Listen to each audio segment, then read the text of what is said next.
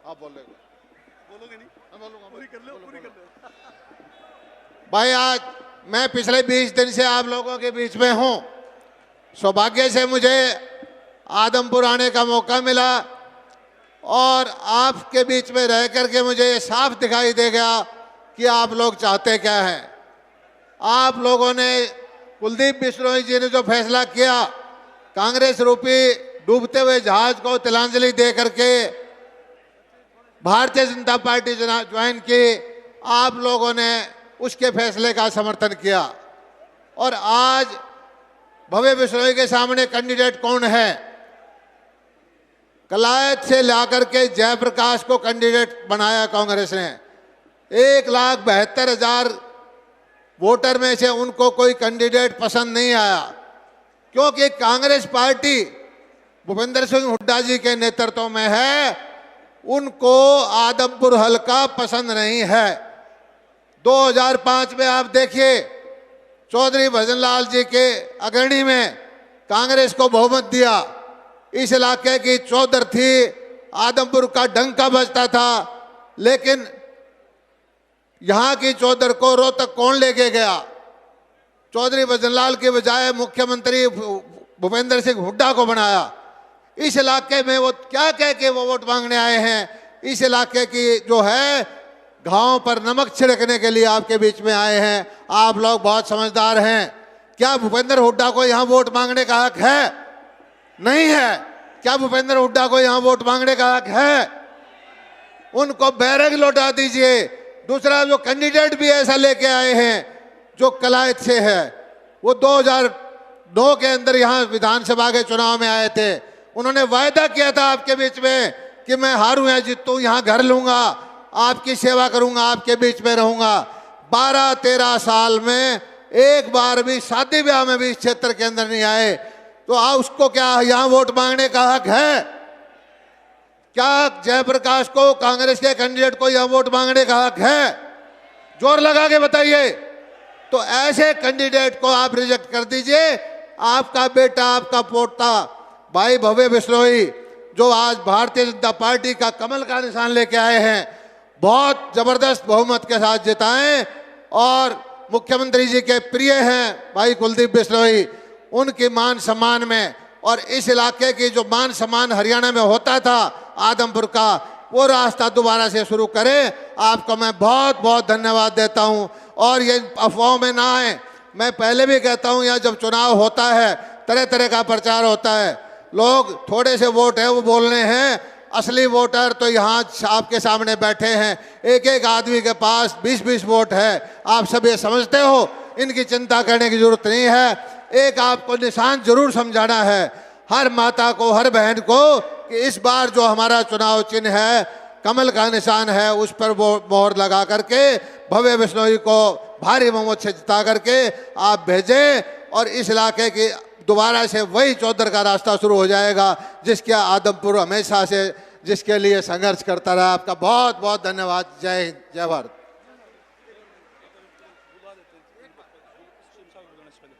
धन्यवाद आदरणीय कृषि मंत्री जेपी दलाल जी।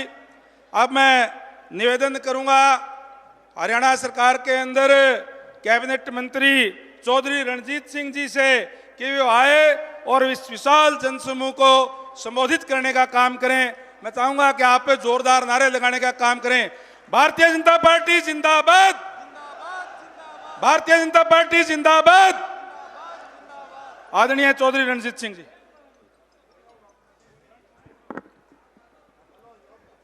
हमारे बहुत परम आदरणीय हरियाणा के मुख्यमंत्री श्री मनोहर लाल जी, मेरे बहुत सम्मानित, बहुत आदरणीय मेरे कैबिनेट के सभी साथी, मैं समय का ज़रा ध्यान करके थोड़े में बोलूँगा।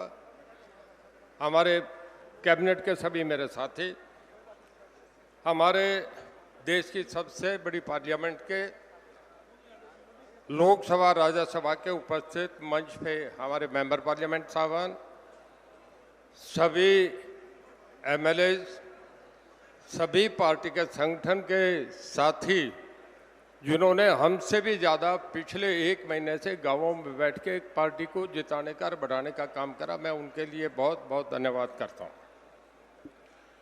आदमपुर हल्के की उपस्थित ये बहुत बड़ी हाजिरी, कई बार और मंच पे था, आज इस मंच पे हूं।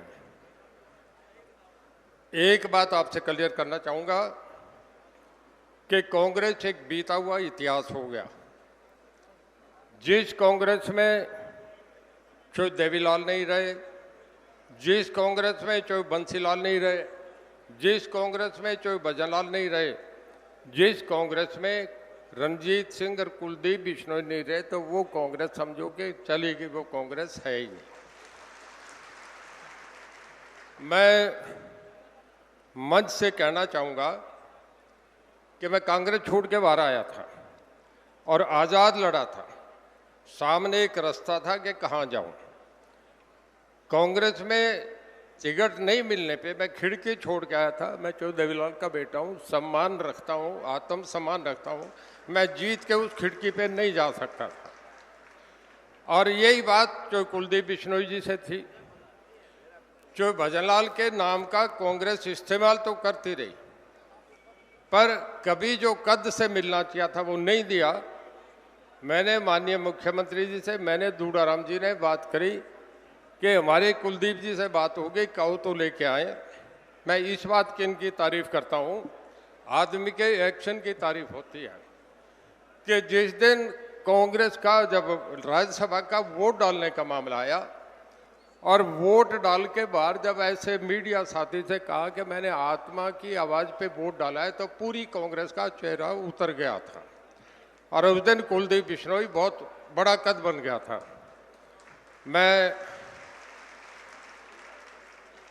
माननीय मुख्यमंत्री जी को बताना चाहूँगा कि हमारा परिवार, जो भजनलाल का परिवार, आप पे बहुत भरोसा करता है, आप पे बहुत विश्वास करता है। जब मैं आया, मुझे कैबिनेट मिनिस्टर बनाया।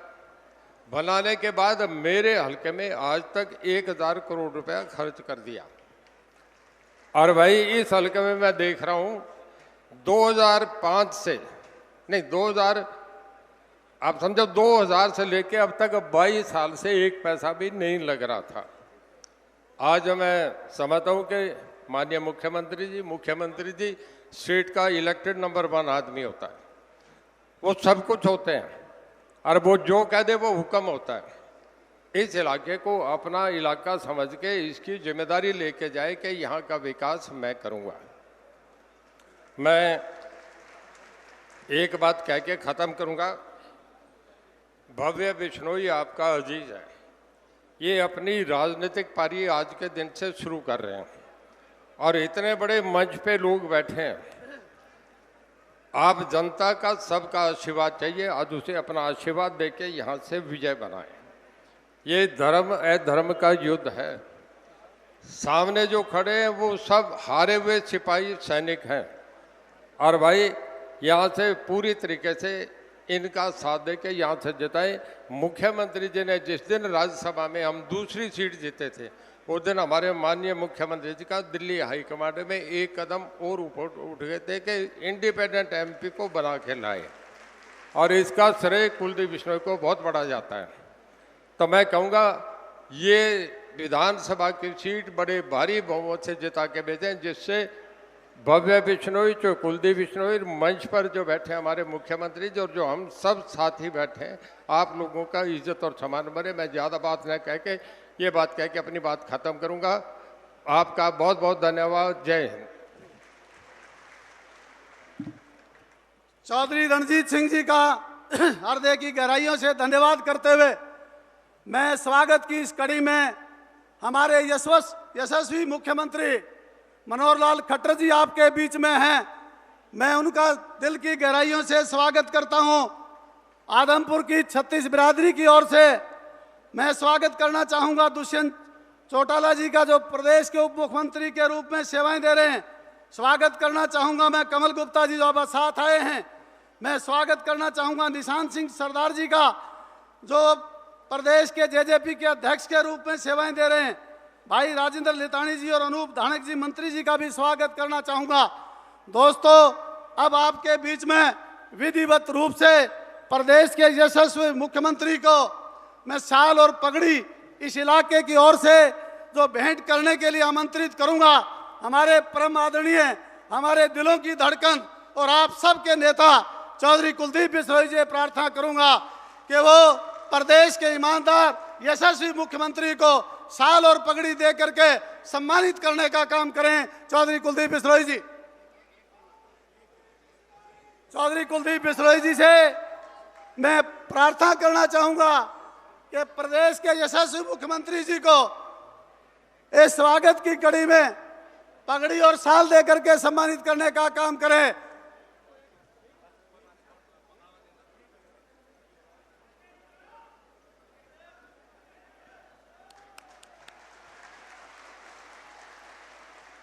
स्वागत चौधरी कुलदीप बिश्नोई जी ने आदमपुर विधानसभा क्षेत्र के तमाम छत्तीस बिरादरी के साथियों की ओर से प्रदेश के मुख्यमंत्री को पगड़ी देने का काम किया। बहुत धन्यवाद। अब मैं प्रार्थना करूंगा चौधरी कुलदीप बिश्नोई जी से कि वो प्रदेश के उप मुख्यमंत्री दुष्यंत चौटाला को भी पगड़ी और शाल दे करके सम्मानित करने का काम करें। कल भी उन्होंने, भव्य बिश्नोई जी ने हमारे बालसमंद के अंदर इनको इसी तरह का मान सम्मान देने का काम किया था। चौधरी कुलदीप बिश्नोई जी से प्रार्थना करूंगा, भव्य बिश्नोई जी से प्रार्थना करूंगा कि वो दुष्यंत जी को पगड़ी दे करके सम्मानित करने का काम करे। मैं इसी कड़ी में सामाजिक और राजनीतिक परंपरा का निर्वाह करते हुए मैं आदरणीय दुष्यंत चौटाला जी से प्रार्थना करना चाहूंगा कि अपने छोटे भाई भव्य बिश्नोई को वो भी पगड़ी और शाल दे करके अपनी दोस्ती का परिचय देने का काम जनता में करें। दुष्यंत चौटाला जी से प्रार्थना करूंगा भव्य को पगड़ी और शाल देने का काम करें। दुष्यंत जी से प्रार्थना करूंगा कि भव्य जी को वो सम्मान के रूप में पगड़ी और शाल दें। जोरदार तालियां से स्वागत।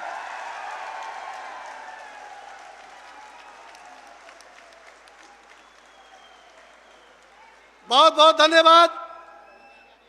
ये वाकई में ही ऐसे एक्शन हैं जो खुशी से भरे हुए हैं आदमपुर की जनता के लिए, और मुख्यमंत्री जी, डिप्टी सीएम और तमाम के तमाम नेता जो आज इनको आशीर्वाद देने के लिए, भव्य को भव्य जीत के लिए अग्रिम जो बधाई के लिए सारे साथी जो आए हैं, मन और भावना के साथ इनका तहे दिल से धन्यवाद करता हूं। मैं प्रार्थना करना चाहूंगा अब आपके बीच में अनिल विज जी आए और दुष्यंत जी के लिए वोट की अपील करें। आदरणीय अनिल विज जी से प्रार्थना करूंगा, अनिल विज जी वो भव्य बिश्नोई के लिए जीत की अपील करें। अच्छा, रहेगी बात, भाई होगी गलती। आदरणीय विज साहब,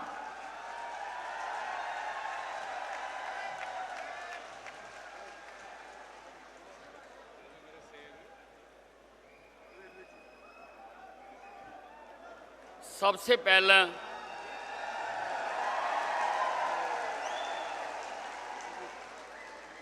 आप सबनों हरियाणा दिवस की घनी बधाई।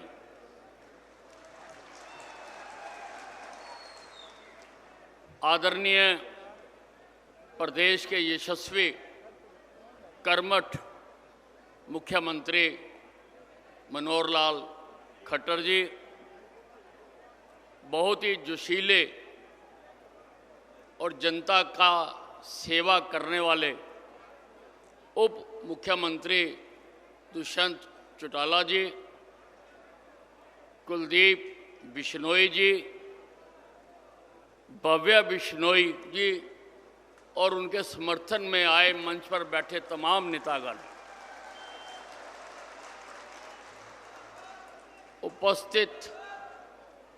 उपस्थित बहनों व भाइयों, 3 तारीख को आदमपुर विधानसभा का उपचुनाव होने जा रहा है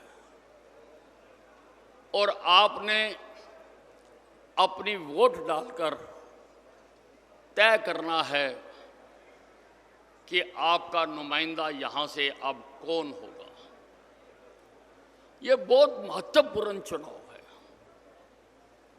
सारा प्रदेश टकटकी लगाकर आपकी तरफ देख रहा है और आपने तय करना है कि आपका वोट किसको जाए। और जब भी आदमी तय करता है तो सबसे पहले वो तुलनात्मक अध्ययन करता है कि मेरे सामने है क्या क्या। हमारे सामने पार्टियां कौन सी हैं, उम्मीदवार कौन से हैं, उनका अध्ययन करता है, तुलनात्मक अध्ययन करता है, और जो उसको बेहतर लगता है वो अपना वोट डालता है। हमारे सामने कांग्रेस पार्टी खड़ी है जिसने इस देश में अधिक समय राज किया है, और आज हमारा देश अगर वो ठीक ढंग से राज करते तो दुनिया की बहुत बड़ी ताकत बना हुआ होता। लेकिन हिंदुस्तान की जनता ने उस बदनुमा दाग को मिटा दिया है। केंद्र से हमने उखाड़ के फेंक दिया, प्रदेशों से कांग्रेस को उखाड़ के फेंक दिया, एक दो प्रदेशों में बाकी रह गई। भाइयों, वहां भी जनता तैयार बैठी है, जब मौका आएगा इस पार्टी को पूरी तरह से दफन कर दिया जाएगा। आज राहुल गांधी भारत जोड़ो यात्रा को लेकर निकला है। वो अपने चेहरे पर, कांग्रेस के चेहरे पर जो दाग लगा हुआ है उसको मिटाना चाहता है। कांग्रेस के डीएनए में ही भारत तोड़ो लिखा हुआ है। हिंदुस्तान आजाद हुआ, इन्होंने हिंदुस्तान को तोड़ दिया, हिंदुस्तान का बंटवारा कर दिया। लगभग 1 लाख लोग मारे गए और 2.5 करोड़ लोग विस्थापित हुए। 1984 में इन्होंने सिख दंगे कराकर लगभग 3400 लोग मरवाए। ये उस दाग को मिटाना चाहते हैं। वो दाग कभी नहीं मिट सकता। हमारे सामने यहां पर आप पार्टी भी खड़ी है। आप पार्टी का वैसे तो सूरज डूब चुका है। पंजाब में इन्होंने सरकार बनाई थी और 3 महीने बाद ही संगरूर का लोकसभा का उपचुनाव हुआ और लोगों ने आप पार्टी को सभी जगह से हराकर अपना प्रायश्चित किया कि हमारे से गलती हो गई थी कि हमने आप पार्टी को यहां से जिताया। आप पार्टी का केजरीवाल एक गुब्बारे बेचने वाला है। वो जहां कहीं चुनाव होते हैं, किसी प्रदेश में होते हैं, वो रंग बिरंगे गुब्बारे लेकर चला जाता है कि मेरी सरकार बनाओ, मैं ये करूंगा, मैं ये करूंगा, मैं ये सुविधा दूंगा, मैं ये मुफ्त दे दूंगा, बिजली मुफ्त, पानी मुफ्त, सब कुछ मुफ्त दे दूंगा, एक बार मेरी सरकार बना दो। लेकिन लोग अब उसकी असलियत को जान चुके हैं। उसके गुब्बारे फूट चुके हैं, उसके गुब्बारे फूट चुके हैं। और भाइयों और बहनों, मैं आपको कहना चाहता हूं, ये जो आप पार्टी है ये राजनीति में खरपतवार है। खरपतवार, जैसे किसान अच्छी फसल के लिए खरपतवार को उखाड़ कर फेंक देता है, वैसे ही देश में राजनीति ठीक चले, इस खरपतवार नामक आप पार्टी को जहां नजर आए वहां से उखाड़ कर फेंक। हमारे सामने इनेलो भी है। इनेलो का उम्मीदवार भी खड़ा है और इनेलो का राज हमने देखा है। किस प्रकार से फैक्ट्रियों के आगे खड्डे खुदा दिए जाते थे। लोग यहां पर कारोबार बंद करके भागना चाहते थे, जा रहे थे यहां से कारोबार छोड़ छोड़कर। आप सबने देखा कि उससे कितनी बेरोजगारी यहां पर हुई। और एक आपके सामने भारतीय जनता पार्टी है। भारतीय जनता पार्टी के नेता नरेंद्र मोदी ने देश की राजनीति की दशा और दिशा बदल दी है।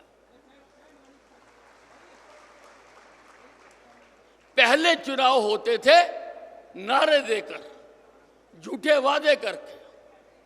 एक नारा दिया गया गरीबी हटाओ, 3 इलेक्शन लड़ लिए, एक नारे के ऊपर ये लोग भी फिदा हो गए।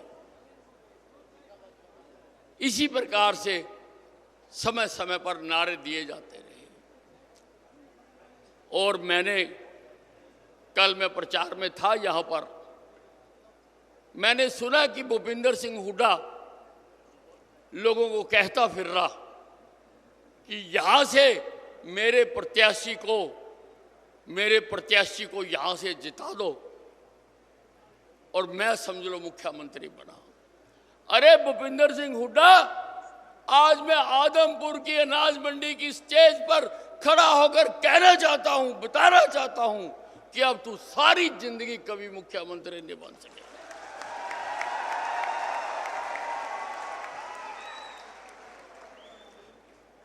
तेरे लिए तो जो कुछ तूने अपने राज में किया, जो तूने लूट मचाई, जो तूने किसानों, बोले वाले किसानों की सस्ती जमीनों को खरीदकर भूमि माफिया को दिया, तेरे खिलाफ जो केस चल रहे हैं, तेरे लिए तो हमने जेल में कमरा तैयार करा चुका है। जेल में कमरा तैयार करा चुका है। और जो तूने उम्मीदवार दिया है,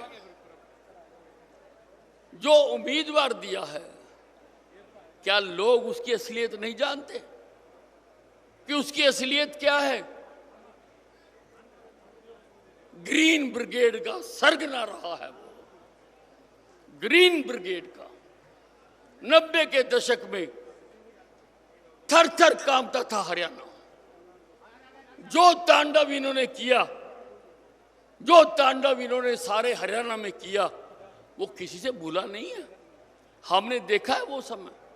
मैं भी 90 के समय में उसी ग्रीन ब्रिगेड के समय में मैंने उपचुनाव लड़ा था और मैं चुनावी राजनीति में आया था और मैं जीता था वो चुनाव।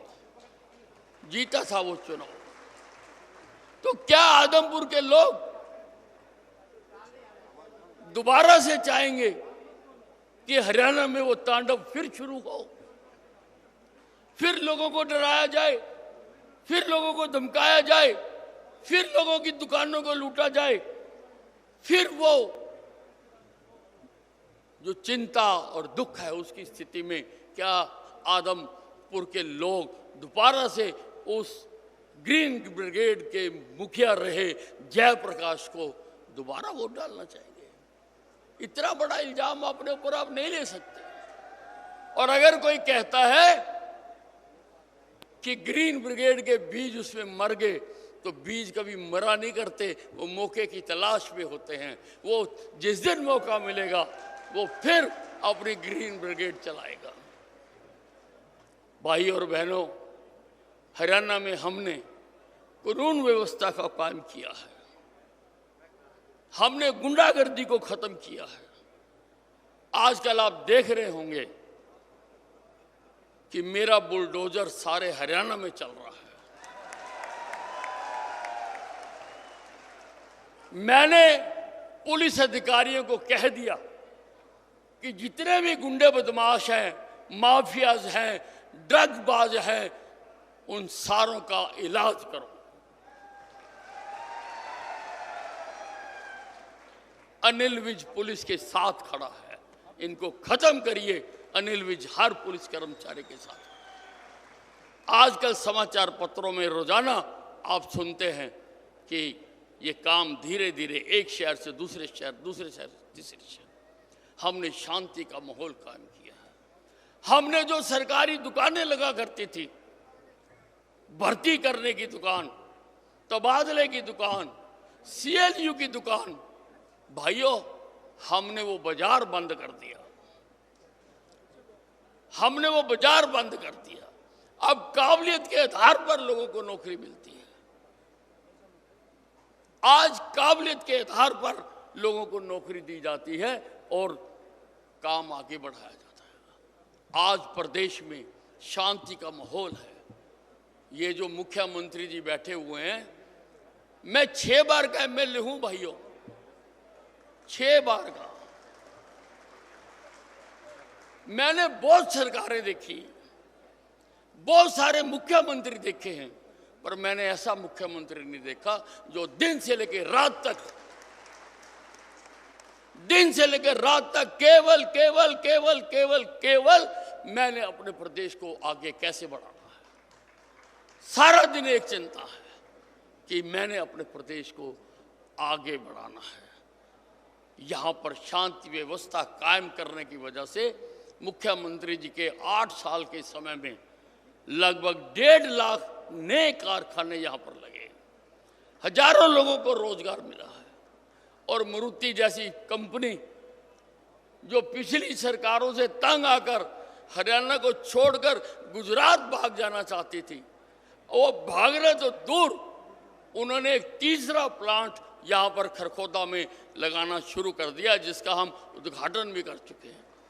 उन्होंने कहा तुम तो हरियाणा को ही गुजरात बना दिया, यहाँ लूट मार खत्म कर दी, हम तो यहीं पर अपना कारखाना लगाएंगे, हजारों लोगों को रोजगार मिलेगा। तो भाइयों, ये तुलनात्मक अध्ययन है, तुलनात्मक अध्ययन करना है। भव्य बिश्नोई को जो वोट पड़ेगी वो मनोहर लाल की ईमानदारी और कर्मठता को पड़ेगी। भव्य बिश्नोई को जो वोट पड़ेगी वो नरेंद्र मोदी, जिसने आज हर भारतवासी का विश्व में सर ऊंचा कर दिया, विश्व में ऊंचा कर दिया।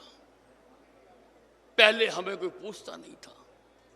अब रूस और यूक्रेन की लड़ाई होती है तो रूस का प्रधानमंत्री भी हमारे प्रधानमंत्री से बात करता है और यूक्रेन का प्रधानमंत्री भी हमारे प्रधानमंत्री से बात करता है। सीना चौड़ा हो जाता है कि आज हमारी बुक्कत है। पहले विदेशों में हमें कोई समझता नहीं था, आज हर भारतवासी की किसी भी देश में जाए लोग इज्जत करते हैं, सम्मान देते हैं। पहले पंजाब से उग्रवादी आते थे, मारते थे, चले जाते थे, हम केवल श्रद्धांजलि समारोह आयोजित करके अपने फर्ज को पूरा कर देते थे। लेकिन प्रधानमंत्री नरेंद्र मोदी के समय में उन्होंने उरी में घटना की, पाकिस्तान की सीमा के अंदर घुस के घर में जाके मारा, हमने घर में मारा। बालाकोट की घटना हुई तो अंदर जाकर एयर स्ट्राइक करके उनको उसका जवाब दिया। हमारा सीना चौड़ा होता है, इसलिए भाइयों फर्क पड़ता है, एक एक वोट का फर्क पड़ता है। इसलिए मनोहर लाल जी का वो काम करते रहे, नरेंद्र मोदी का जो वो काम कर रहा है उसको अपनी सहमति की मोहर लगाने के लिए ना केवल अपनी वोटें डालो, आपके जितने जानकार हैं उनके घर घर जाके कहो कि भाई अब की बार केवल भव्य बिश्नोई। आप सब टेलीफोन, मैसेज, व्हाट्सएप इस्तेमाल करते हो, मेरे कहने से अपने व्हाट्सएप पर लिखिए कि मैंने फैसला कर लिया, मैं भव्य बिश्नोई को वोट डालूंगा, आप भी भव्य बिश्नोई को वोट डालकर यहां से विजयी कराएं। और आपके जितने जानने वाले हैं उन सब तक वो व्हाट्सएप जाना चाहिए, और मुझे लगता है घूम फिर के वो मेरे तक भी आ जाएगा। मैं देखूंगा कि आदमपुर की जनता ने एक दिन में चुनावों को ऐसा कर दिया कि भव्य बिश्नोई हजारों वोटों से जीतेंगे, हजारों वोटों से जीतेंगे। धन्यवाद भाइयों। बहुत बहुत धन्यवाद अनिल विज जी का। हाँ, मैं धन्यवाद करता हूं अनिल विज जी का, जिन्होंने विस्तार से आपको सभी बातें बताने का काम किया। अब मैं आपके बीच में और आपके नेता चौधरी कुलदीप बिश्नोई के बीच में ज्यादा समय नहीं लेते हुए 2-3 न्योरे आपके बीच में रखूंगा। कृपया करके सारे साथी अपने हाथ उठा करके मेरा साथ देने का काम करना। दोस्तों, अब की बार आदमपुर की है पहचान, आदमपुर की है पहचान। भव्य बिश्नोई जिंदाबाद। प्रदेश के यशस्वी मुख्यमंत्री मनोहर लाल खट्टर जिंदाबाद।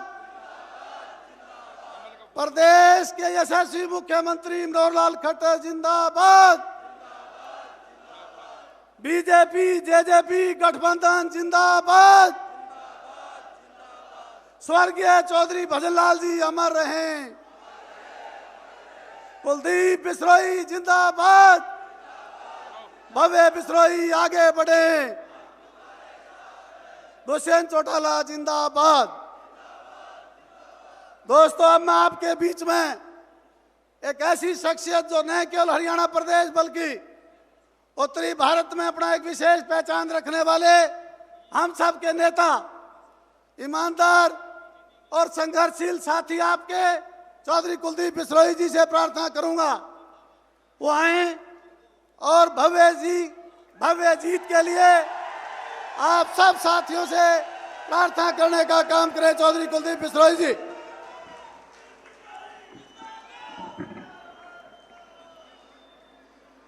भारत माता की। बहुत ही सम्मानित आधुनिक हरियाणा के निर्माता, जिनको मैं बहुत सम्मान से विकास पुरुष मैं भी बोलता हूं, आप भी बोलते हैं, हरियाणा के सही मायने में दिलों में राज करने वाले मुख्यमंत्री परम आदरणीय मनोहर लाल जी,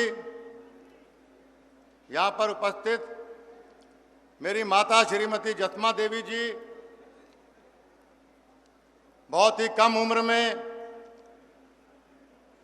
ऊंची से ऊंची बुलंदियों को छूने वाले स्पष्ट वक्ता मेरे मित्र अजय जी के बहुत ही होनहार पुत्र डेप्यूटी चीफ मिनिस्टर आदरणीय दुष्यंत चौटाला जी, यहाँ पर उपस्थित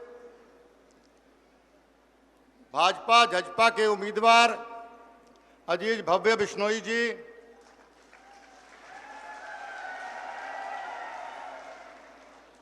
हरियाणा सरकार में बहुत ही पॉपुलर मंत्री श्री अनिल विज जी, आदमपुर हल्का, सरसा जिला, बिहार जिला, जिनको अपनी सर आंखों पर बिठाता है, हरियाणा सरकार में मंत्री आदरणीय चौधरी रंजीत सिंह चौटाला जी,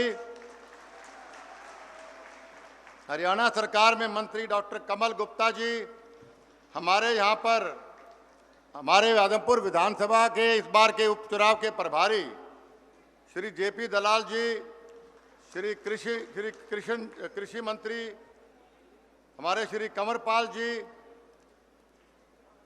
बहुत ही मेहनत कर रहे मेरे बड़े भाई रणबीर गंगवा जी, डॉक्टर बनवारी लाल जी हरियाणा सरकार में मंत्री, जननायक जनता पार्टी के बहुत ही वरिष्ठ नेता एवं प्रधान आदरणीय सरदार निशान सिंह जी, भाजपा के पूर्व प्रधान श्री सुभाष बराड़ा जी, और बहुत ही मन से हमें आशीर्वाद दे रहे श्री मनीष ग्रोवर जी, श्री अनूप धानक जी, यहाँ विशेष तौर पे हमें आशीर्वाद देने आए, जिनके पिताजी चौधरी ब्रिजेंद्र सिंह का हमेशा मुझ पर आशीर्वाद रहा है, श्री ब्रिजेंद्र सिंह जी, मेरे बहुत पुराने मित्र ओजस्वी वक्ता मेरे भाई कैप्टन अभिमन्यु जी, श्री संजय भाटिया जी, श्री कृष्णलाल पवार जी, जो बहुत ही दिन रात मेहनत कर रहे हैं, यहाँ पर आए सरसा से सांसद श्रीमती सुनीता दुग्गल जी, राज्यसभा सांसद श्री डीपी वत्स जी, बाकी लिस्ट बहुत लंबी हो जाएगी। यहाँ पर उपस्थित सभी सम्मानित विधायकगण, पूर्व विधायकगण, हमारे संघर्ष के साथी जो हमारे 15 जोनों के प्रभारीगण, प्रेस के साहिबान, बुजुर्गों, माताओं, बहनों, नौजवान साथियों, प्यारे बच्चों, सबसे पहले तो इतने जबरदस्त काम के समय में इतनी भारी संख्या में आप यहां पर हम सबको अपना साथ, अपना सहयोग, अपना आशीर्वाद देने जो पधारे हैं, इसके लिए मैं अपनी ओर से, मंचासीन सभी नेताओं की ओर से हाथ जोड़ के आपका स्वागत करता हूं, अभिनंदन करता हूं। साथ ही मैं दिल की गहराइयों से आभार व्यक्त करना चाहता हूं हरियाणा, आधुनिक हरियाणा के निर्माता हमारे मुख्यमंत्री आदरणीय श्री मनोहर लाल खट्टर जी का, जो स्वयं यहां समय निकाल के आपको और हम सबको आशीर्वाद देने पधारे हैं। मैं धन्यवाद देना चाहता हूं आदरणीय उप मुख्यमंत्री श्री दुष्यंत चौटाला जी को, वो भी विशेष तौर पे आपको आशीर्वाद देने यहां पर पधारे हैं। साथियों, ये चुनाव का अंतिम चरण है और अंतिम चरण मैं समझता हूं सबसे महत्वपूर्ण चरण होता है। जैसे हम कोई दौड़ में कई 500 मीटर की, 1000 मीटर की दौड़ होती है, उस दौड़ में सब सारे धीरे धीरे भागते रहते हैं, लेकिन जब अंतिम वाला दौर आता है, अंतिम वाला राउंड आता है या अंतिम चरण आता है, उस चरण में जो सबसे तेज भागता है, सबसे मेहनत करता है, वो गोल्ड मेडल लेके जाता है। तो साथियों, ये अंतिम चरण चुनाव का है, लेकिन सबसे महत्वपूर्ण चरण। अभी हमारे पास 2 दिन और 2 रातें बची हैं, इसलिए साथियों हमें ढीला नहीं पड़ना। आमतौर पे आप सोच लेते हैं कि चुनाव तो हम जीते पड़े हैं। निसंदेह चुनाव हम जीते पड़े और बहुत बड़े मार्जिन से जीते पड़े हैं, लेकिन वोट डालोगे और डलवाओगे तो मार्जिन बड़ा आएगा, वरना नहीं आएगा। आप सब सर्वगुण संपन्न हैं। 4 उपचुनाव आपने पहले जीते हैं, कठिन से कठिन परिस्थितियों में आपने जीते हैं, इसलिए आप बहुत मजे हुए खिलाड़ी हैं। आपको अगर मैं कोई सीख दूं तो सूरज को दिया दिखाने वाली बात है।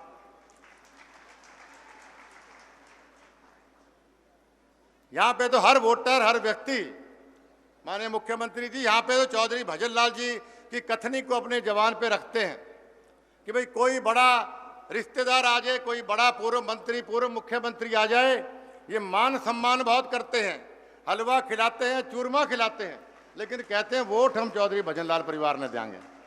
ये बात है कि नहीं भाई, बताओ।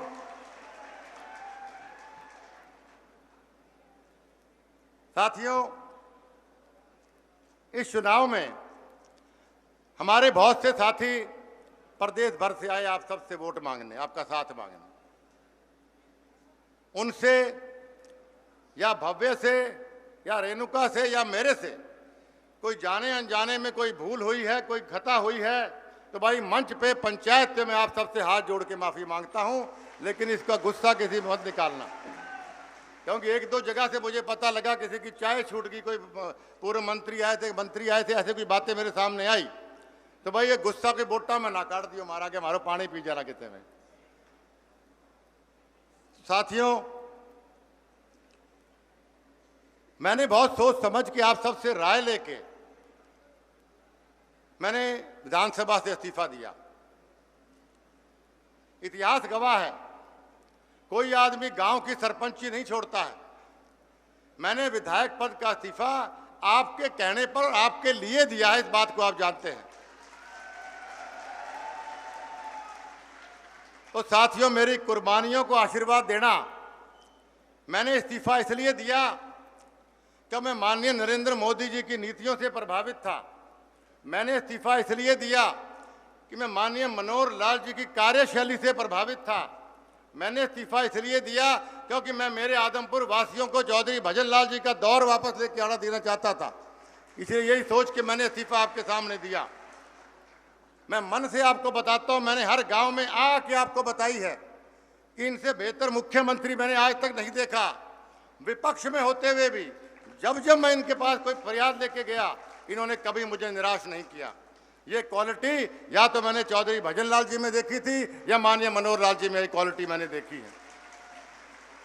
बहुत सी मिसालें मैं आपको दे सकता हूं, लेकिन एक मिसाल मैं आपको जरूर देना चाहता हूं। मैं आज कुछ ज्वाइनिंग से कुछ महीने पहले मैं माननीय मुख्यमंत्री जी के पास गया। मैंने कहा मेरे आदमपुर मंडी के अंदर की बात करूंगा, बाकी तो हर गांव के काम जो मैंने कहे वो इन्होंने किए, सिर्फ एक मंडी की मिसाल मैं देना चाहता हूं। मैं इनके पास गया और मैंने इनको कहा कि हमारे यहाँ सीवर की बड़ी ज़्यादा प्रॉब्लम है, हमारे यहाँ पीने के पानी की पाइपलाइन की बड़ी प्रॉब्लम है, हमारे यहाँ बरसाती पानी निकासी की बड़ी प्रॉब्लम है। तो इन्होंने कहा कि ठीक है, कितने का एस्टिमेट बन के आता है? तो मैंने कहा लगभग 70 करोड़ का बन के आता है। तो 1 मिनट तो इन्होंने सोचा, फिर कहा ठीक है मैं आपका कर मंजूर करता हूं। मैंने इनको कहा, मैंने माननीय मुख्यमंत्री जी को कहा कि आदमपुर हल्का है, काम कर दियो, वोट मानने देंगे। वोट बीजेपी ने कौन दिया, वोट मानने देंगे, उस वक्त हम कांग्रेस पार्टी के थे। तो माननीय मुख्यमंत्री जी का दिल कितना बड़ा है, हरियाणा वासियों के लिए कितना प्रेम, कितनी भावना इनके मन में है। इन्होंने कहा कि भाई चाहे वोट कुलदीप आपको दें, लेकिन है तो मेरे हरियाणवी ना, मेरे परिवार के लोग। साथियों, ये छोटी बात नहीं है, ये कोई साधारण व्यक्ति ऐसी बात नहीं कर सकता है। जिस व्यक्ति का दिल बड़ा हो, जिस व्यक्ति के दिल में आपके लिए प्यार हो, आपके लिए स्नेह हो, हरियाणा वासियों के लिए, वही व्यक्ति ये बात सोच सकता है। मैं इनको बधाई देता हूं। मैंने माननीय दुष्यंत चौटाला जी को फोन किया, इनको मैंने कहा मेरे आदमपुर मंडी की सड़कें बड़ी टूटी पड़ी हैं, आपका महकमा है, आपका हमारा राजनीतिक चाहे अलग पार्टी में चुनाव लड़े दूसरे के सामने, लेकिन हमारा पारिवारिक रिश्ता है। मैं उस पारिवारिक रिश्ते के नाते मैं आपसे प्रार्थना करता हूं कि हमें कुछ बजट आप आदमपुर मंडी के लिए दीजिए। मैंने बजट कम मांगा, लेकिन माननीय दुष्यंत चौटाला जी ने 29 करोड़ 32 लाख का बजट हमारी मंजूर किया सड़कें गलियों का आदमपुर मंडी के अंदर। ये भी कोई साधारण बात नहीं।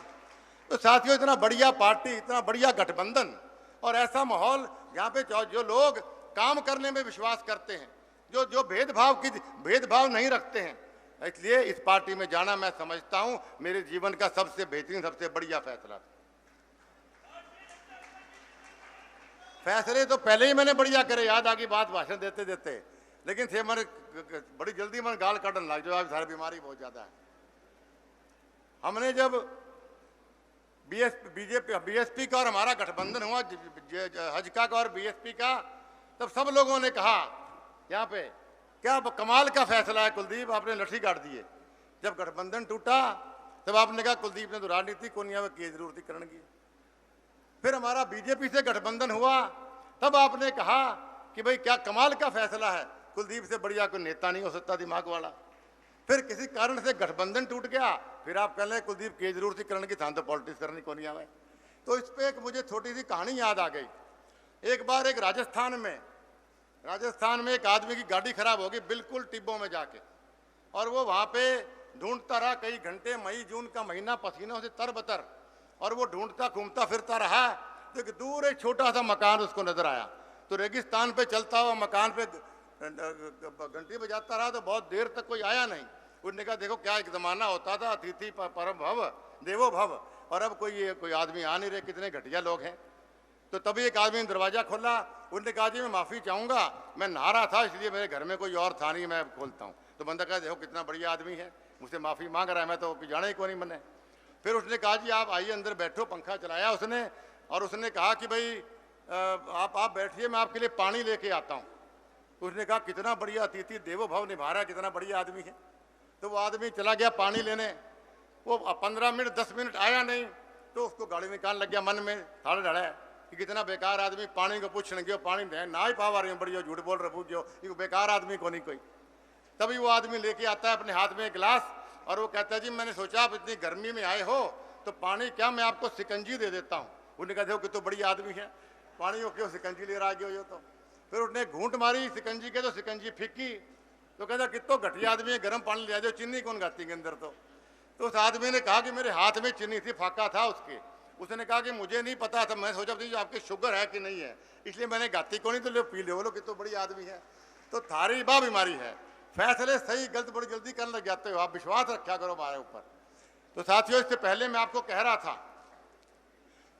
कि इस इलाके में मैं माननीय मुख्यमंत्री जी को बताना चाहता हूं कि इस इलाके में लोग नाराज जरूर हो सकते हैं। चौधरी भजनलाल जी से भी कई बार नाराज होया करते थे। मैं छोटा या वोट मांगने आता था तो पिताजी से भी लोग नाराज होया करते थे। वो नाराजगी मेरे से हो सकती है, लेकिन खिलाफत नहीं हो सकती।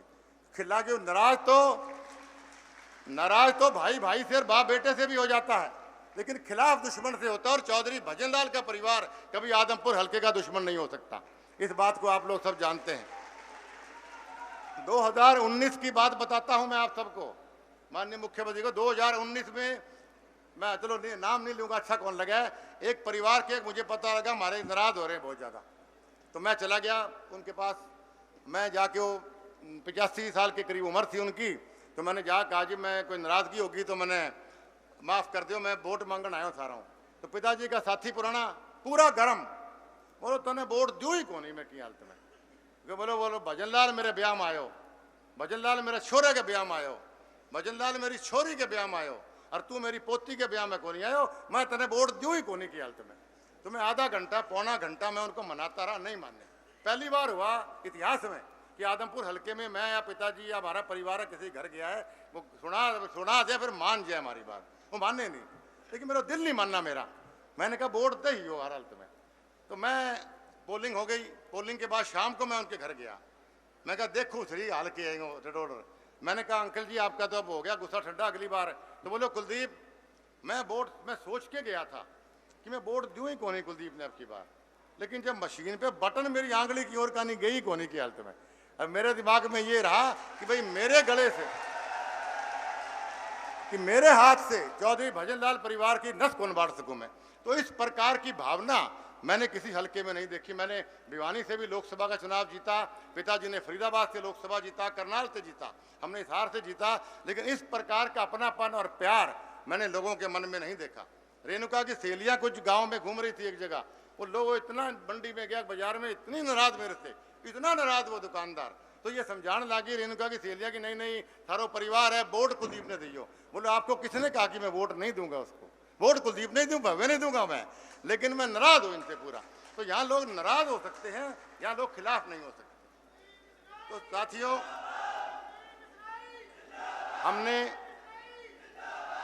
हमने कई दौरे गांव के लगाए। आज अंतिम चरण जैसा मैंने कहा, अंतिम चरण में जैसा मैंने कहा, गांव में गया, लोगों में बड़ी हैरानी, लोगों में बड़ा गुस्सा। लोगों ने कहा कि भूपेंद्र हुड्डा दीपेंद्र हुड्डा हमारे कने वोट मांगने आवे है। और मैंने लोगों को याद कराने की कोशिश की, 2008 का उपचुनाव, भूपेंद्र सिंह हुड्डा मुख्यमंत्री थे और आदमपुर हल्के में यहाँ चुनाव था। और 2008 में क्या नारा दिया था भूपेंद्र हुड्डा ने, लोगों को याद था, उन्होंने याद दिलाया मुझे कई गांव में, मैंने अपने भाषणों में उसको ऐड नहीं किया था। लोगों ने कहा कि 2008 में भूपेंद्र हुड्डा ने कहा कि मेरा नाम भूपेंद्र हुड्डा है, मैं मुख्यमंत्री हूं हरियाणा का, मैं जिसका हाथ थाम लेता हूं मैं हाथ छोड़ता नहीं हूं। आप आदमपुर वालों मुझे वोट देना या मत देना, लेकिन भूपेंद्र हुड्डा थारा विधायक, थारा मुख्यमंत्री रहेगा। 2008 की बात थी। उसके बाद 6 साल मुख्यमंत्री रहा। आप गवाह हो, गांव के लोग ही गवाह थे। अगर एक भी काम आदमपुर हल्के का भूपेंद्र सिंह हुड्डा ने मन से रूटीन काम तो या करते हैं, बल्कि लठ मारे थारे। आपको याद दिलाना चाहता हूं 2010 में जब हमारा यहाँ से नौकरियां, पानी, बिजली, विकास का पैसा सब यहाँ से खोज के ले गया, तब विधानसभा घेराव मैंने किया था, आप जानते हैं। अब मेरे साथ आप में से बहुत से साथी वहाँ चंडीगढ़ गए थे विधानसभा घेराव करने। लठ पड़े थे, कौन पड़े, थारा सारा गया। वो पीछे से आवाज कौन गई। मैंने कुलदीप बिश्नोई कोई अपनी फैक्ट्री खुलवाने नहीं गया था, कुलदीप बिश्नोई कोई अपना होटल खुलवाने नहीं गया था। मैं भेदभाव के खिलाफ गया था, मैं आदमपुर हल्के के अन्याय के खिलाफ गया था। आज जिस आदमी ने लठ मारे आपको, आज वो और उसका छोरा आके कहते हैं हमारा साथ दो, हम आपको वोट देंगे। किस शर्म किस मुंह से आप वोट मांगते हो। दीपेंद्र हुड्डा का मैं भाषण सुन रहा था, क्या हमारे को वोट दो, 2024 में आपके काम करेंगे। तो दो साल सारा काम कौन करेगा भाई, सरकार तो हमारी डंका की चोट पे है। कौन काम? और 2024 में कौन सी सरकार आ रही है? हमारे पास इतने विकास पुरुष, विकासशील मुख्यमंत्री जी हमारे सामने बैठे हैं। इनके होते हुए 2024 क्या 2029 की सरकार भी भारतीय जनता पार्टी की बना के दिखाएंगे, प्रदेश के अंदर भी और देश के अंदर भी। इसलिए साथियों, मेरे को कहा गया कम बोलना है। मैं आभारी व्यक्त करता हूं मनोहर लाल खट्टर जी का और केंद्रीय नेतृत्व का, जिन्होंने भव्य बिश्नोई को यहां से टिकट देके अपना नुमाइंदा बनाया। साथियों, चौधरी भजन लाल जी के युग बड़ी मुश्किल से हमारे पास मौका आया कि हम वो दौर वापस हमारे पास आ रहा है। जैसा मैंने कहा, ज्वाइनिंग के बाद ही मैंने 530 करोड़ रुपए की प्रोजेक्ट परियोजनाएं माननीय मुख्यमंत्री जी के हाथ में दी थी और उन्होंने 1 मिनट में उनको हाँ किया। ये एक शुभ संकेत है कि चौधरी भजन लाल जी का दौर हमारे आदमपुर हल्के में वापस आ रहा है। इसलिए साथियों, खोना नहीं है ये मौका, चूकना नहीं है ये मौका। इतने वोटों से भव्य को जिताओ, इतने वोटों से भव्य को जिताओ कि 2024 में कोई टिकट मांगने वाला कांग्रेस पार्टी में आदमपुर हल्के से ना मिले तो जीत का मजा है। नहीं, जीत का मजा हमारे को नहीं आएगा। ये बात आपको करना चाहता हूँ। भव्य बिश्नोई के बारे में आप मुझसे ज़्यादा जानते हैं। स्कूल के टाइम से स्कूल में ये हेड बॉय रहा, स्कूल में टॉप किया इसने एनसीआर में, 10 मैट्रिक में स्कूल में टॉप किया इसने एनसीआर में, 12वीं क्लास में लंदन स्कूल ऑफ इकोनॉमिक्स से ग्रेजुएशन करी है, ऑक्सफोर्ड यूनिवर्सिटी में मास्टर्स करी और वहाँ ब्लू ब्लेजर होल्डर रहा है ये, और हार्वर्ड यूनिवर्सिटी के अंदर भी सेकंड मास्टर्स करने गया था। पिताजी के नाम पे भजन ग्लोबल इम्पैक्ट फाउंडेशन भव्य चला रहा। पिछले कोरोना काल में 60 लाख से ज़्यादा परिवारों को भव्य ने मुफ्त खाना और मुफ्त दवाइयाँ पूरे हिंदुस्तान भर में बांटी। ये कोई छोटी बात नहीं, आप जानते हैं। हर साल एक परिवार के एक बच्चे को ये विदेश में पढ़ने के लिए फ्री भेजता है। 11 हिंदुस्तानी और विदेशी सामाजिक संस्थाओं से जुड़ा हुआ है। किसी का उप प्रधान है, किसी का स्पोक्स पर्सन, जनरल सेक्रेटरी, सामाजिक लड़का है, पढ़ा लिखा लड़का है और कितना काचा सोना छोरा थाने दिया थाना हल्के के अंदर। थाना और के जी खूबसूरत है, हैंडसम है, सारा इतना बढ़िया छोरा थाना आपके इलाके के अंदर आपको मिलने आ रहा है। इसलिए साथियों, इन लोगों से घबराना नहीं।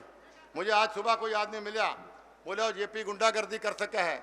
मैं बोलो जी, हमारे चौधरी भजनलाल परिवार से ज़्यादा शरीफ नहीं दुनिया में, लेकिन कोई गुंडागर्दी करेगा तो सारा गुंडा हमारा नीची नीची है। सब परवाह ना करियो किसी बात की आप लोग। और जयप्रकाश तो वैसे भी यहाँ कोई लश्कर लड़ने को नहीं है, तो रुपया कमान आयो है। इसलिए साथियों, आप सबसे मेरी हाथ जोड़ के पुनः प्रार्थना कि बहुत मुश्किल से फिर दोहरा रहा हूँ मैं, हमारे पास मौका आया है कि हम एक अपना घर, अपना परिवार हम दोबारा सशक्त और मजबूत करें। आने वाली 3 तारीख को हम भव्य काम को। पहले मुझे बताओ, वोट कौन सी तारीख को पढ़ रहे हैं और मशीन पे नंबर कौन सा हमारा, और ये भजनलाल जी की पीढ़ी कौन सी है? तो तीसरी पीढ़ी, 3 तारीख, तीसरा बटन कामयाब करिए। आपका बहुत बहुत धन्यवाद। नमस्कार, जय हिंद। बहुत बहुत धन्यवाद आदरणीय कुलदीप बिश्नोई जी, जिन्होंने सारी बातें विस्तार से बताने का काम किया। मैं अगले वक्ता के रूप में डिप्टी सीएम दुष्यंत चौटाला जी को बुलाऊं, उससे पहले एक बात जरूर कहूंगा कि भूपेंद्र सिंह हुड्डा जी और दीपेंद्र हुड्डा जी और ये अभी कह रहे थे थापी मार, ये जो जयप्रकाश जी, ये जो है पिछड़ा वर्ग सम्मेलन इन्होंने कल जो है वहां करने का काम किया ढाणी मोहब्बतपुर में। मैं आप मंच के माध्यम से भूपेंद्र सिंह हुड्डा जी से पूछना चाहता हूं कि आप कहते हैं कि हमने ज्यादा आरक्षण देने का काम किया। मैं कहता हूं कि अगर सबसे ज्यादा किसी ने नुकसान बैकवर्ड क्लास का करने का काम किया तो भूपेंद्र सिंह हुड्डा ने करने का काम किया, क्योंकि मैं कटिंग दिखा सकता हूं। 10 साल तक भूपेंद्र सिंह हुड्डा जी की सरकार रही, कटिंग दिखा सकता हूं। कोई भी जब भी कोई वैकेंसी निकली, अगर कोई 50 वैकेंसी बैकवर्ड क्लास की है तो 5-4 भर करके एक लाइन नीचे लिखी आती थी कि योग्य उम्मीदवार ना मिलने के कारण ये पद रिक्त छोड़े जाते हैं। इस तरीके का धोखा करने का काम किया, ऐसे लोगों को अयोग्य घोषित करने का काम किया जो जन्मजात स्किल्ड होते हैं, चाहे कोई कारपेंटर है, चाहे कोई कपड़े सिलने का काम करता है, चाहे कोई लोहे का काम करता है, चाहे कोई बर्तन बनाने का काम करता है, और आप कहते हैं कि वो अयोग्य है। मैं बड़े गर्व से कह सकता हूं कि 8 साल से आदरणीय मनोहर लाल जी की सरकार है, एक भी बैकवर्ड क्लास की वैकेंसी कोई खाली नहीं गई, सारी की सारी भरने का काम आदरणीय मनोहर लाल जी ने किया है। और तो और जो सबसे पुरानी मांग थी, जो पंचायती राज के अंदर आरक्षण मिलना चाहिए, वो भी राजनीतिक आरक्षण आदरणीय मनोहर लाल जी ने और हमारी सरकार ने देने का काम किया है। मैं ज़्यादा ना बोलते हुए, क्योंकि लंबे टाइम से आप बैठे हैं, मैं निवेदन करना चाहूँगा जो आदरणीय मनोहर लाल जी के साथ कंधे से कंधा मिलाकर के जो सरकार में जो निरंतर गति देने का काम कर रहे हैं, आदरणीय दुष्यंत चौटाला जी डिप्टी सीएम हरियाणा आए और अपनी बात इस विशाल जनसमूह को संबोधित करने का काम करे। आदरणीय दुष्यंत चौटाला जी।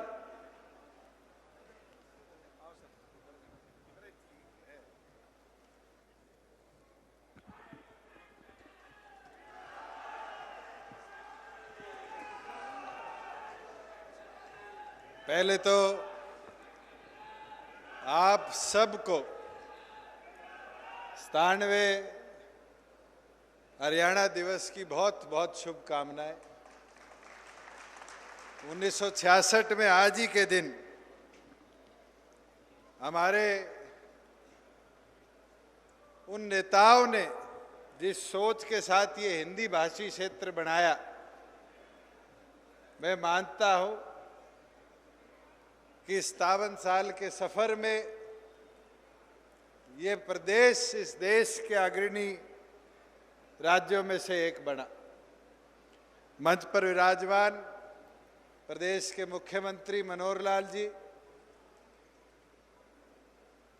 बहुत ही आदरणीय जसमा देवी जी, हमारे बीच में मौजूद जननायक जनता पार्टी के प्रदेश अध्यक्ष सरदार निशांत सिंह जी, कुलदीप बिश्नोई जी,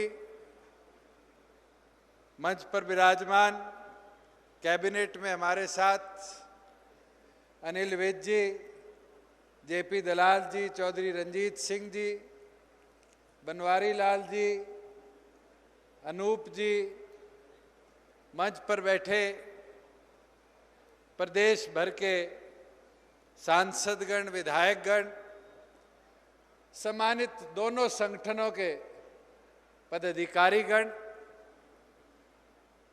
मेरा छोटा भाई और आप सबका लाडला आपका भावी विधायक भाई भवे जी, और आदमपुर हल्के के मेरे बुजुर्गों, मेरी माताएं, बहनें, युवा साथी और खास तौर पर नाना नानियों, मामा मामियों, आदमपुर का एक रिश्ता मेरे साथ भी बेहद करीबी है और निरंतर आप सब ने उस रिश्ते को मजबूत करने का काम किया। और मैं तो अभी आते आते देख रहा था कैप्टन अभिमन्यु जी भी बैठे हैं, इनका भी रिश्ता आदमपुर के साथ बराबर का ही है। और मैं तो उम्मीद करूंगा कि जिस प्रकार से आज आदमपुर ने एक मन बना रखा है, उस ताकत को और मजबूती के साथ अगले 48 घंटे दोनों संगठनों का एक एक कार्यकर्ता मिलकर आगे बढ़ाने का काम करे। और जो आदमपुर की जीत है, कोई 20 कह रहा है, 25 कह रहा है, 30 कह रहा है, मैं तो आपको यही विनती आग्रह के साथ आज कहना चाहूंगा कि एक नए रिकॉर्ड के साथ एक आदमपुर की धरा पर आयाम बनाने का काम। साथियों, आज 4 दलों के बीच में आदमपुर का चुनाव टीवी के हमारे साथी, अखबार के हमारे साथी दिखाते हैं। मैं तो इतिहास बता दूं विधानसभा का, एक दल के 1000 से कम वोट थे, दूसरे दल के 1994 वोट थे। मगर आज की परिस्थिति में अगर हम 2-4 हजार वोट की बात करें तो भी साथियों उनको खराब मत होने दो। नरमे को सीजन है, नरमे के अंदर तो झाड़ फूस जब पूरा भी सूख जाए तो भी चुगाई करी जाए को नहीं करी जाए। तो आज तो टिंडा तोड़ के एक एक संभालने की जरूरत है। जाओगा एक एक वोट ने पकड़ोगा तो मैं गारंटी दूं कि भव्य ने थे रिकॉर्ड वोटा जिता कर अपनो विधायक बनाओ।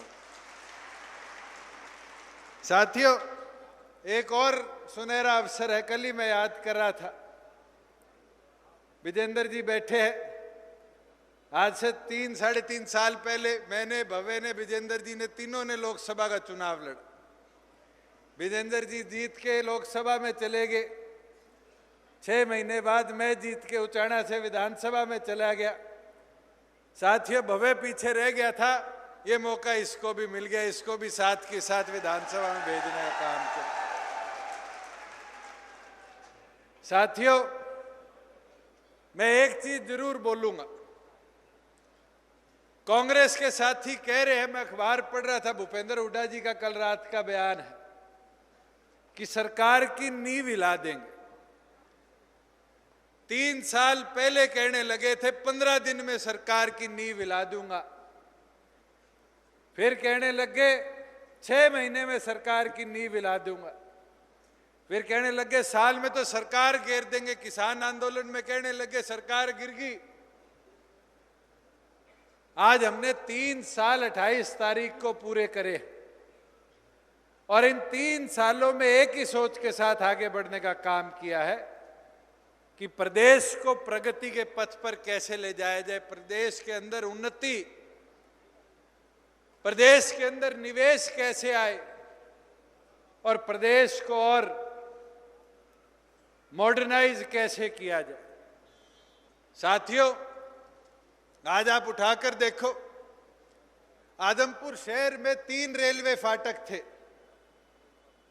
आज तीनों के ऊपर केंद्र से हमने इन सालों में मंजूरियां करवाई।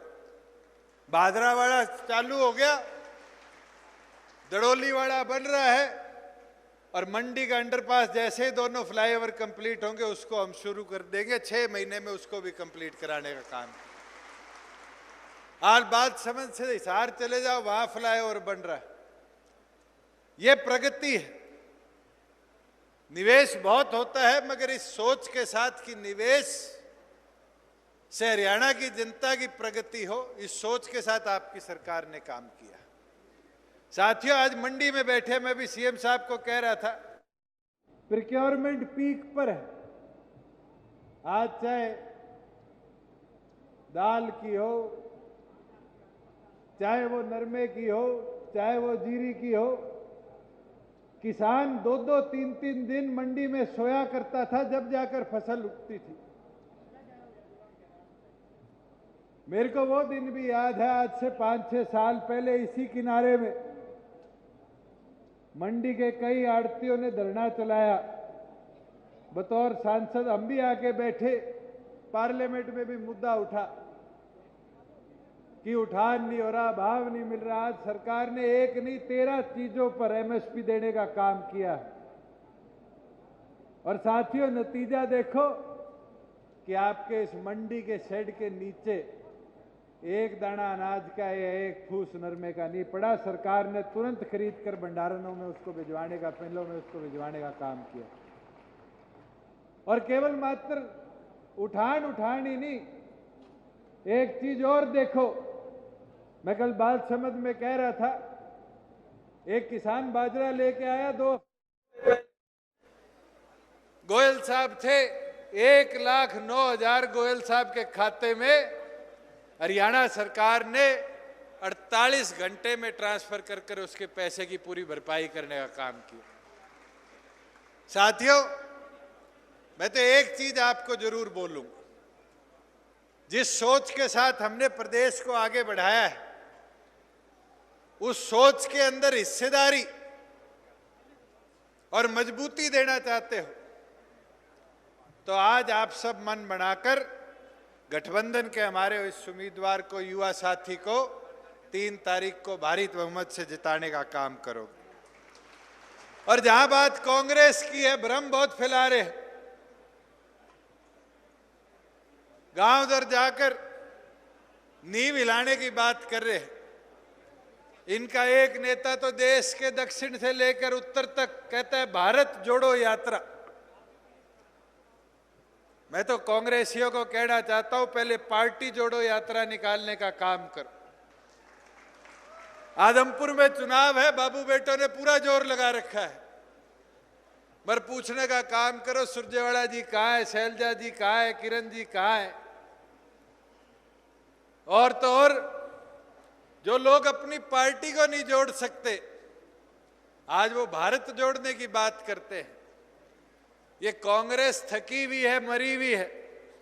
साथियों, इस कांग्रेस को पूरा तोड़ दो, लोहा गर्म है, तोड़ा मार दो। और मौका जब ही आएगा जब 3 तारीख को एक एक साथी अपना एक एक कीमती वोट भव्य के पक्ष में डालकर गठबंधन के उम्मीदवार को कमल का बटन दबाकर जिताने का काम करोगे। साथियों, मैं तो एक चीज जरूर आपको बोलूंगा कि प्रदेश के अंदर प्रगति के अंदर हर हलके को बराबरी हिस्सेदारी देने का निर्णय हमने लिया, और आज उसका नतीजा है। मैं सड़कों की बात कर लूं तो आदमपुर के अंदर लगभग 100-125 करोड़ की सड़कें हम बना चुके हैं, और 70-75 करोड़ की सैंक्शन है, और 2-4 कोई रहेगी उसको भी तुरंत लेकर आगे बढ़ने का काम करेंगे। इसी तरीके से सीएम साहब आपको आगे बता देंगे, चाहे वो अंतिम छोर तक पानी पहुंचाने की बात हो, चाहे शिक्षा के स्तर को बढ़ावा देने के अंदर बालसमंद के अंदर गर्ल्स कॉलेज बनाने की बात हो, कई ऐसी चीजें हैं जो प्रदेश सरकार ने आदमपुर चाहे विपक्ष में रहा हो तो भी बनाने का काम किया, और अब तो सत्ता में हिस्सेदारी डालोगे तो दुगनी गति से आगे बढ़ाकर और आगे ले जाने का हम काम करेंगे। मैं तो पूर्ण आपको दोबारा इतना ही कहना चाहूंगा कि इस बार मौका है, इस थकी मरी कांग्रेस को पूरा तोड़ दो और एक एक अपना वोट देकर हमारे इस युवा साथी को विधानसभा में भिजवाकर अपनी हिस्सेदारी बनाने का काम करोगे कौन नहीं करोगे? देख लो कहीं आदमपुर वाला आज हटा लो, पोलिंग वाले दिन एक एक वोट की चुगाई करनी पड़ेगी, जोर लगाना पड़ेगा। करोगा कौन नहीं करोगा? आप सब आए, पूर्ण आप सबका मैं आभार प्रकट करता हूं। जय हिंद। धन्यवाद आदरणीय दुष्यंत चौटाला जी। आज जिस तरीके से आदरणीय मनोहर लाल जी के नेतृत्व के अंदर हरियाणा सरकार ट्रांसपेरेंसी से चल रही है, उनकी नीतियों से प्रभावित होकर के अनेक लोग भारतीय जनता पार्टी ज्वाइन करने का काम कर रहे हैं। इसी कड़ी के अंदर हमारे बीच में संजय छोकर जी, जो कांग्रेस के राष्ट्रीय प्रवक्ता है और यूथ कांग्रेस के अध्यक्ष भी रहे, 2009 में समालखा से इन्होंने एमएलए का चुनाव भी लड़ा। भव्य को आशीर्वाद देने के लिए आज भारतीय जनता पार्टी ज्वाइन कर रहे हैं। मैं निवेदन करूंगा कि विधिवत रूप से इनको ज्वाइन कराने का काम करें।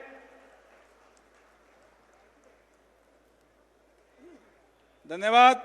और इसी कड़ी के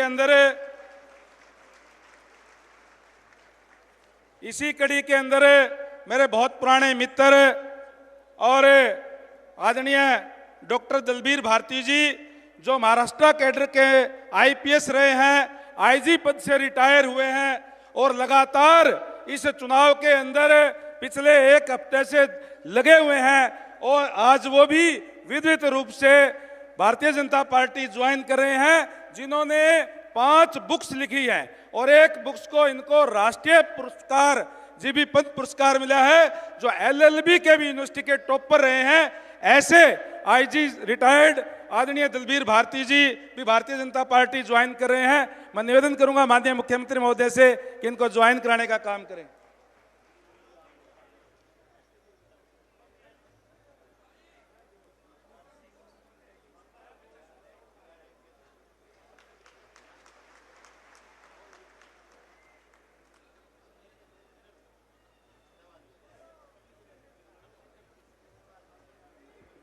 धन्यवाद।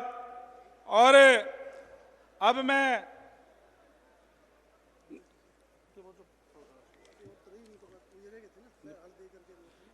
निवेदन करूंगा आपके अपने लाडले भव्य बिश्नोई जी से कि जो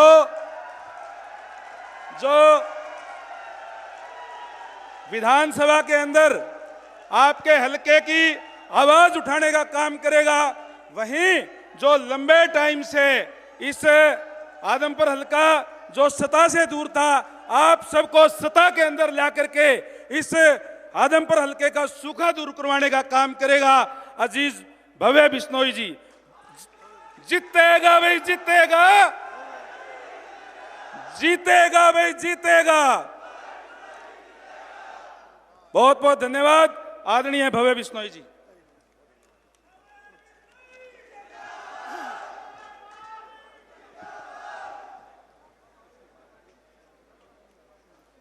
भारत माता की। स्वर्गीय चौधरी भजनलाल जी की धर्मपत्नी और मेरी दादी श्रीमती जसमा देवी जी, हरियाणा सरकार के यशस्वी मुख्यमंत्री श्री मनोहर लाल जी, हरियाणा प्रदेश के बहुत ही लोकप्रिय उप मुख्यमंत्री भाई दुष्यंत चौटाला जी, हरियाणा प्रांत के ईमानदारी, मेहनत और संघर्ष के प्रतीक, आप सभी के सुख दुख के साथी और मेरे मार्गदर्शक चौधरी कुलदीप बिश्नोई जी, हरियाणा सरकार के गृह मंत्री श्री अनिल विज जी, श्री वेदपाल जी, हरियाणा सरकार के बिजली मंत्री श्री रणजीत सिंह जी, डॉक्टर कमल गुप्ता जी, हरियाणा सरकार के कृषि मंत्री जी श्री जेपी दलाल जी, श्री कंवरपाल जी, हरियाणा सरकार के डिप्टी स्पीकर श्री रणवीर गंगवा जी, मंत्री श्री बनवारी लाल जी, जननायक जनता पार्टी के बहुत ही सम्मानित अध्यक्ष सरदार निशांत सिंह जी, श्री सुभाष बराला जी, अनूप धानक जी, श्री मनीष ग्रोवर जी,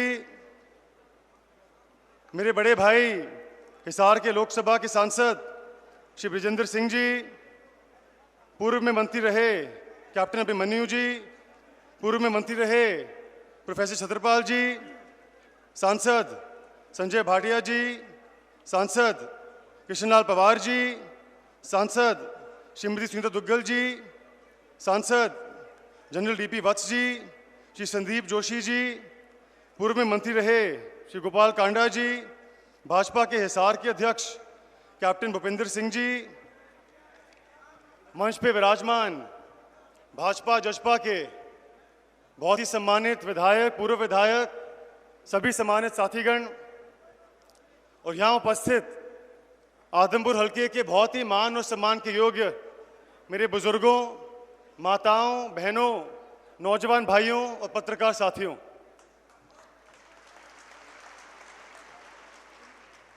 योग पुरुष स्वर्गीय चौधरी भजनलाल जी की चरणों में नमन करता हूं और हरियाणा दिवस के शुभ अवसर पर विकास पुरुष श्री मनोहर लाल जी का आदमपुर की पवित्र धरा में पधारने पर स्वागत करता हूं, धन्यवाद करता हूं। मनोहर लाल जी की रहनुमाई में आज हमारा प्रदेश उन्नति और प्रगति की ओर तेजी से दौड़ रहा है। तो ऐसे में जो आज आप हमारे बीच आए हैं, मुझे और हम सभी को आशीर्वाद देने के लिए इससे ज़्यादा खुशी और गौरव का माहौल और अवसर हमारे लिए नहीं हो सकता। मैं आभारी हूं मनोहर लाल जी का, जिन्होंने मुझे इस लायक समझा कि मैं आदमपुर की महान जनता का विकास कर सकूं, आपकी सेवा कर सकूं। और मैं आपको विश्वास दिलाता हूं कि मैं मनोहर लाल जी की और आप सभी की अपेक्षाओं पर खरा उतरने का हर प्रयास करूंगा।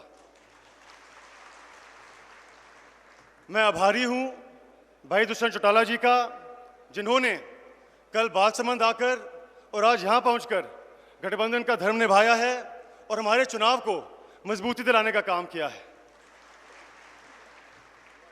मैं आभारी हूं भाजपा जजपा के तमाम कार्यकर्ताओं का, पदाधिकारियों का और नेताओं का, जिन्होंने इस पूरे चुनाव में अपने अथक परिश्रम के माध्यम से अपनी भूमिका, अपनी जिम्मेदारी को निभाने का काम किया है।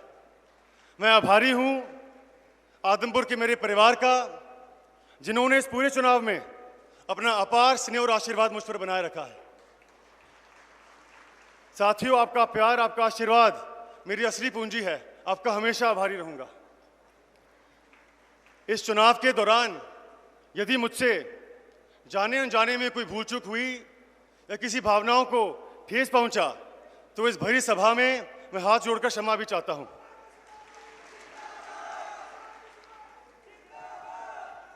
स्वर्गीय चौधरी भजनलाल जी की विरासत को आगे बढ़ाने की बहुत बड़ी जिम्मेदारी मेरे कंधों पर आ गई है। ये मेरा सौभाग्य भी है और मेरे सामने एक बहुत बड़ी चुनौती भी। मैं आपको विश्वास दिलाता हूं कि आपके आशीर्वाद से, उन्हीं के नक्शे कदम पर चलकर मैं अपना पूरा जीवन आपकी सेवा में समर्पित करूंगा। दादाजी ने भी युवावस्था में आदमपुर की सेवा की और नई ऊंचाइयों तक पहुंचाया, और मैं आपको विश्वास दिलाता हूं कि आप सभी के आशीर्वाद से, दादाजी से प्रेरणा लेके उन्हीं का स्वर्णिम दौर एक बार फिर आपके बीच में लाने का मैं हर प्रयास करूंगा।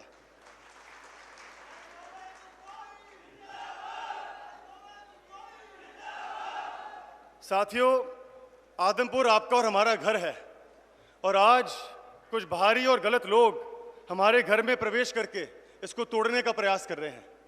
हमने इनको रोकना है, क्योंकि हमारा घर मजबूत होगा तभी आप और हम मजबूत रहेंगे। और मुझे भरोसा है कि बहुत जल्द मनोहर लाल जी के नेतृत्व में आदमपुर विकास का नया आगाज करेगा। तो इसीलिए मेरी आप सभी से प्रार्थना है कि जो साथी हमसे नाराज है उसे मनाकर, जात पात से ऊपर उठकर हम सभी ने एक बार फिर एक परिवार होने का सबूत पेश करना है। आशा, उम्मीद और अपेक्षा करता हूं कि आने वाले 3 नवंबर को आप कमल के सामने वाला बटन दबाकर आदमपुर की उन्नति और प्रगति के लिए मुझे आशीर्वाद देंगे, ताकि हम सभी साथ मिलकर स्वर्गीय चौधरी भजनलाल जी का स्वर्णिम दौर एक बार फिर आदमपुर में ला सकेंगे। और मुझे उम्मीद ही नहीं बल्कि भरोसा है कि आने वाली 6 नवंबर को आप और हम साथ मिलकर एक बहुत ही ऐतिहासिक जीत आदमपुर में दर्ज करके मनोहर लाल जी की झोली में डालने का काम करेंगे।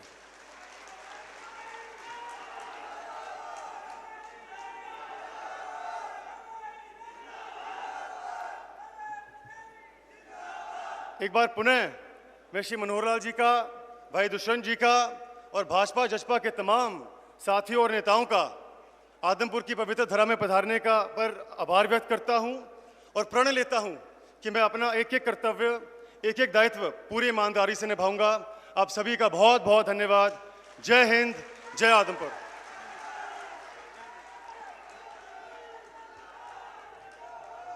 बहुत बहुत धन्यवाद भव्य जी। निश्चित तौर पर इन सभी का जोश को देखते हुए आज हम कह सकते हैं, जिस तरीके से गांवों के अंदर गए हैं, बाकी सभी कैंडिडेटों की जमानत जब्त करके भारी मतों से भव्य बिश्नोई जी को जिताने का काम करेंगे।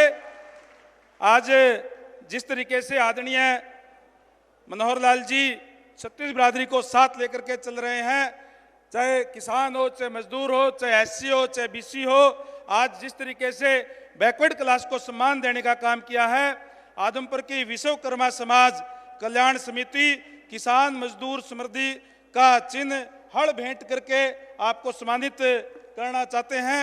श्री श्यामलाल जांगड़ा जी, रामकुमार नंबरदार जी, नागरमल जांगड़ा जी, भगवाना राम जांगड़ा जी, गोपीराम जांगड़ा जी, धर्मवीर जांगड़ा जी, टेकचंद धिंगताना जी, ये तमाम साथी एक हड़ भेंट करके माननीय मुख्यमंत्री महोदय को सम्मानित करना चाहते हैं कि जिस तरीके से आपने हमेशा समाज का मान बढ़ाने का काम आपने किया है।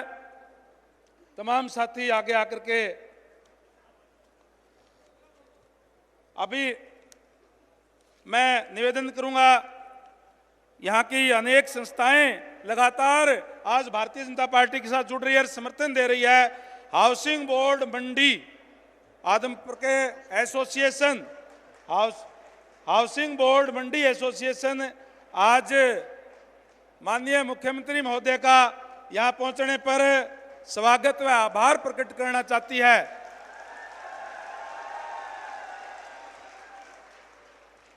हाउसिंग बोर्ड मंडी के मंडी आदमपुर के तमाम सदस्यगण आगे आकर के माननीय मुख्यमंत्री महोदय का सम्मान करने का काम कर रहे हैं।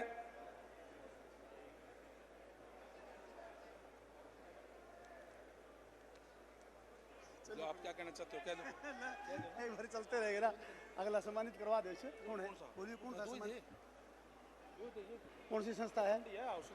हाउसिंग बोर्ड के तमाम इन साथियों ने प्रदेश के मुख्यमंत्री का स्वागत किया है और आशा भरी निगाहों से फिर भी ये लोग इनकी तरफ, मुख्यमंत्री की तरफ और कुलदीप बिश्नोई की तरफ देखते इसलिए हैं कि इनमें काम करने का मादा है।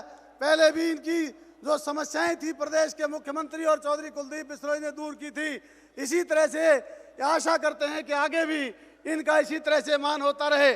मैं अगल प्रदेश के यशस्वी मुख्यमंत्री को आमंत्रित हम करें रणबीर गंगवा के माध्यम से, उससे पहले मैं तमाम साथियों को मेरी ओर से कहना चाहता हूं दोस्तों कि आपके बीच में दूसरी विरोधी पार्टी के लोग आकर के जात पात की बात करने का काम करेंगे। दोस्तों, प्रदेश के मुख्यमंत्री जो पूर्व में रहे भूपेंद्र सिंह हुड्डा ने जो आपके इस इलाके के साथ किया था वो तो एक अलग बात है, परंतु आपके भाई जो एक साधारण कार्यकर्ता को हमारे नेता चौधरी कुलदीप बिश्नोई जी 2019 में जब एमएलए के टिकट देने के लिए प्रयास कर रहे थे तो सबसे ज्यादा अड़ंगा डालने का काम भूपेंद्र सिंह हुड्डा ने किया और कुलदीप बिश्नोई ने चैलेंज के साथ आपके भाई को यह कहकर के टिकट दी, चाहे मेरी टिकट छोड़नी पड़े। रेणुका जी ने कहा चाहे मेरी टिकट छोड़नी पड़े, मुझ जैसे कार्यकर्ता को टिकट दे करके हमारे कौम के लोगों पर जो एहसान किया, दोस्तों आज अवसर है उसको उतारने का काम करना। यही नहीं, मैं आज प्रदेश के मुख्यमंत्री जी आपके सामने स्वर्गीय चौधरी भजनलाल जी का परिवार और चौधरी देवीलाल जी की दोनों पीढ़ियां बैठी हैं और हमारे इलाके के लोग 36 बिरादरी के भाई और बहन ये भारी संख्या में आकर के आपको विश्वास दिलाना चाहते हैं कि जीत तो निश्चित है, परंतु रिकॉर्ड तोड़ने का काम करेंगे। परंतु आपसे यही आशा और उम्मीद, आशा भरी निगाहों से लोग देखते हैं कि वही दौर जो चौधरी भजनलाल जी का था, 3 हफ्ते पानी का, नौकरियों का, बिजली का, विकास का, पुनः वो आए। इसी आशा के साथ भाई रणबीर जी से कहूंगा कि मुख्यमंत्री जी को आगे आमंत्रित करने का काम करें। धन्यवाद।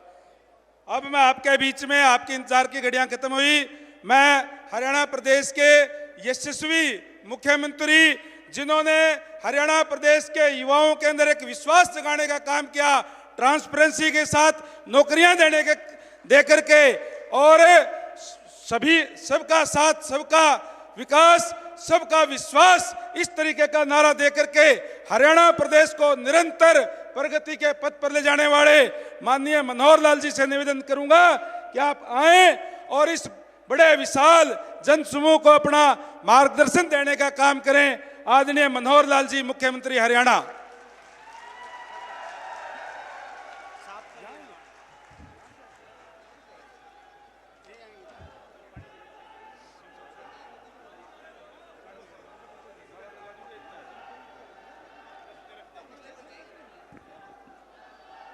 हरियाणा के यशस्वी मुख्यमंत्री मनोहर लाल जी जिंदाबाद।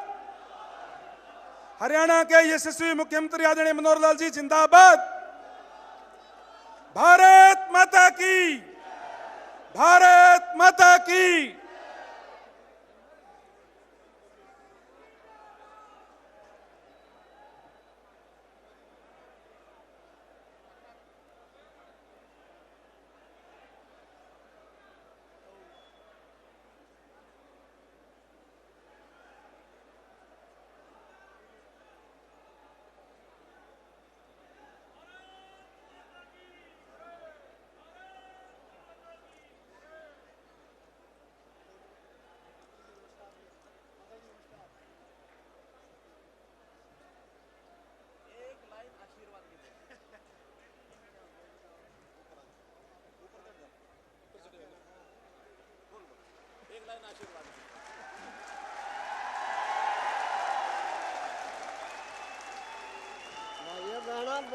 वोट देना भाई, वोट के लिए आए हैं, वोट दो।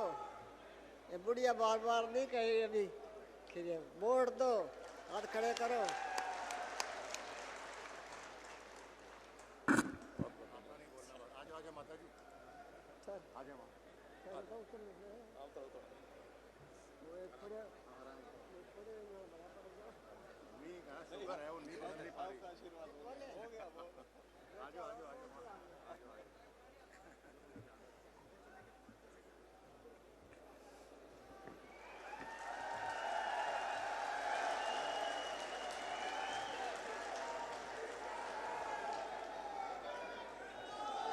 भारत माता के, भारत माता के। अपना टारगेट चंडीगढ़ है। भारत माता के।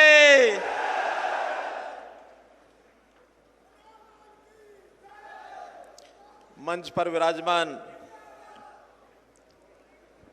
हमको सबको इस चुनाव में जिनकी भी भागीदारी है, चाहे हमारे प्रत्याशी हैं, चाहे चुनाव को जितवाने वाले हमारे कार्यकर्ता, नेता, दोनों पार्टियों के सब कार्यकर्ता, इन सबको आशीर्वाद देने के लिए आज मंच पर पधारी हमारी बड़ी बहन पूर्व विधायक श्रीमती जशमा देवी जी,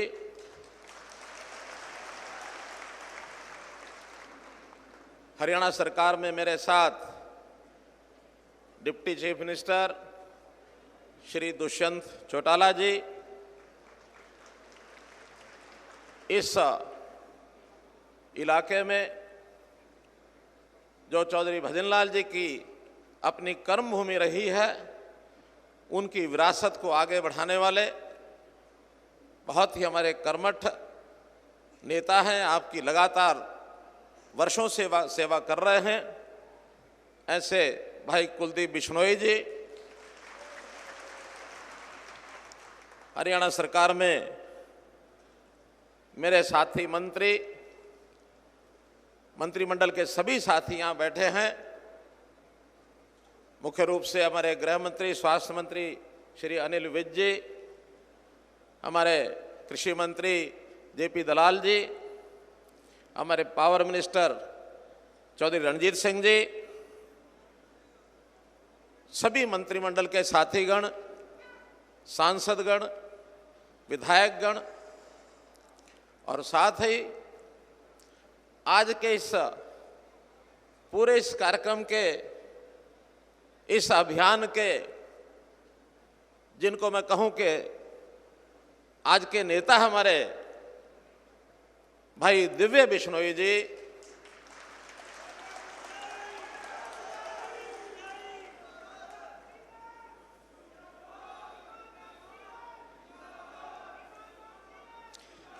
भारतीय जनता पार्टी, जननायक जनता पार्टी, सभी हमारे मंचासीन और सामने बैठे नेतागण, कार्यकर्तागण, और आज मैं इस पूरे चुनाव अभियान में दूसरी पार्टियों को छोड़ करके बहुत से नेता, बहुत से कार्यकर्ता उन पार्टियों के जिन्होंने इस अभियान में अपना सहयोग देने के लिए हमें ज्वाइन किया है, ऐसे शामिल होने वाले सभी बंधुगण, उपस्थित बुजुर्गों, नौजवान साथियों, माताओं, बहनों, पत्रकार, छायाकार मित्रों, आज एक विशेष दिन है और विशेष दिन इस नाते से मैं दो महत्वपूर्ण जो घटनाक्रम आज के दिन हैं, पहला तो जैसा सब हमारे पूर्व वक्ताओं ने अपने को शुभकामनाएं दी, बधाई दी, वो है हरियाणा का 57वां स्थापना दिवस। हरियाणा बने 56 साल हो गए हैं। 56 साल पूर्व हमारे कुछ बुजुर्ग यहाँ बैठे होंगे, जब हरियाणा बना था 1966 में, उस समय की उनको संभाल होगी। बहुत सी शंकाएं व्यक्त की जा रही थी कि हरियाणा पता नहीं इसका अस्तित्व बना रहेगा कि वापस खत्म हो जाएगा, ये अपनी आर्थिक स्थिति को कैसे संभालेंगे, ये अपने लोगों को काम को रोजगार कैसे दे पाएंगे। यहाँ दक्षिण हरियाणा में तो बिल्कुल कोई घास भी उगता नहीं है, पानी पहुँचता नहीं है, उद्योग नाम की कोई चीज़ नहीं है। शिक्षा के संस्थान भी बहुत कम थे, रोजगार भी कम थे। लेकिन आज का हरियाणा, मैं दावे से कह सकता हूं कि आज देश भर के जितने प्रांत हैं, सब प्रांतों में हमारा स्थान नंबर 1 पर, नंबर 2 पर दर्ज होता है। इसी प्रकार दूसरा अवसर भी आज बहुत पवित्र दिन है। आज गोपाष्टमी का दिन है। गौ माता की हम पूजा करते हैं आज के दिन। मुझे भी आज प्रातःकाल हमारे डॉक्टर कमल गुप्ता जी ने महाराजा अग्रसेन जी की भूमि अग्रोहा में जो गौशाला है, वहां पर गौ माता की पूजा कराने का मुझे अवसर मिला। मैं इनका भी धन्यवादी हूं। और आज देश की जितनी हमारी आस्थाएं हैं, जितने हमारे ऐसे प्रतीक हैं, उनके प्रति जो श्रद्धा है, उस नाते से इस काम को हम बरकरार रखें ताकि हमारे जीवन में अच्छे विचारों का आदान प्रदान होता रहे। मित्रों, महत्वपूर्ण विषय अगला जो है वो है हमारे इस चुनाव का आज प्रचार अभियान का आखिरी दिन। आज 1 तारीख है, 3 तारीख को चुनाव होने वाला है। चुनाव प्रारंभ होने में अब मात्र 42-43 घंटे बचे हैं। उल्टी गिनती शुरू हो गई है। और इस समय ये जो संदेश है यहाँ से, इस मंच से आप सब लोगों को, सभी वक्ताओं ने, सभी नेताओं ने जो आपको दिया है, हमको इस बचे हुए 42 घंटे में हर घर में वो संदेश पहुंचाना है।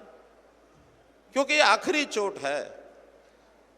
जब कहते हैं ना कि लोहा लोहार, लोहार लोहे पर चोट मारता रहता है, 50 चोट 100 चोट लग गई, लेकिन आखिर लोहा कटता तो आखिरी चोट पर है। आखिरी चोट का मतलब ये नहीं कि पहले वाली चोट का महत्व नहीं है, उनका अपना महत्व होता है, लेकिन जो आखिरी समय होता है वो बहुत सावधानी का होता है। और उस सावधानी के समय हमको आगे बढ़ना होता है। तो ये जो है अवसर, ये केवल एक चुनाव नहीं है, इसको एक मौका करके हम लोगों को अपने सामने रखना। एक विशेष मौका है, विशेष अवसर है। ये सारे प्रदेश का, देश का चुनाव नहीं है। केवल हमारी जो 90 विधानसभाओं में से केवल 1 विधानसभा का ये बाई इलेक्शन है। और ये बाई इलेक्शन भी 2 साल के लिए है।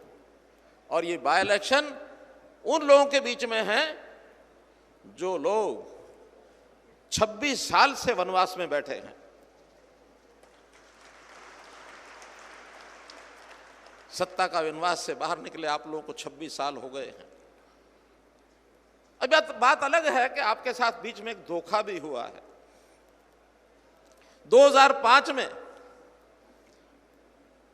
जब चौधरी भजनलाल जी के नेतृत्व में हरियाणा में 67 सीटें जीती गई थी, 67 सीटें जीती गई थी, लेकिन उस समय रातों रात वो अगर सही असल मायने में धोखा हुआ तो आदमपुर के लोगों के लिए हुआ, बाकी हरियाणा के लिए मैं नहीं कह सकता इतना। क्यों? चौधरी भजनलाल जी उस समय दावेदार थे मुख्यमंत्री बनने के। रातों रात षड्यंत्र रचा गया और जिन्होंने षड्यंत्र रचा आज वो आपके बीच में हैं, आए हैं, झोली पसार रहे हैं, मांग रहे हैं। किस मुंह से मांग रहे हैं वो वोट की भीख? उनको कोई हक नहीं है। जिस जनता से उन्होंने धोखा किया हुआ है उस जनता को अब वो फिर से रंग बदलते हुए यहां भेष बदल करके जो आए हैं, ये आपको पहचानना होगा। यहां बैठे सब लोगों को पहचानना होगा। और जो यहां का वोटर है, जो आज घर में होगा, हमारा रिश्तेदार होगा, हमारा पड़ोसी होगा, हमारा भाई होगा, या दूर आस पास के गांव का व्यक्ति होगा, सबको यह संदेश पहुंचाना है कि ये मौका है, ये मौका है हिसाब किताब चुकता करने का। तो मित्रों, जैसा मैंने बताया 2 साल का ये चुनाव है, 2 साल के लिए है। मैं तो इतना ही कह सकता हूं कि 26 साल से सत्ता आपसे दूर रही, लेकिन इस 2 साल की निश्चित भागीदारी का जिम्मेवारी ये मैं लेता हूं। आप मुझे आप मुझे भव्य बिश्नोई का हाथ पकड़ा दो, आपका काम इतना ही है, इसके बाद मेरा काम है, मैं सब करूंगा।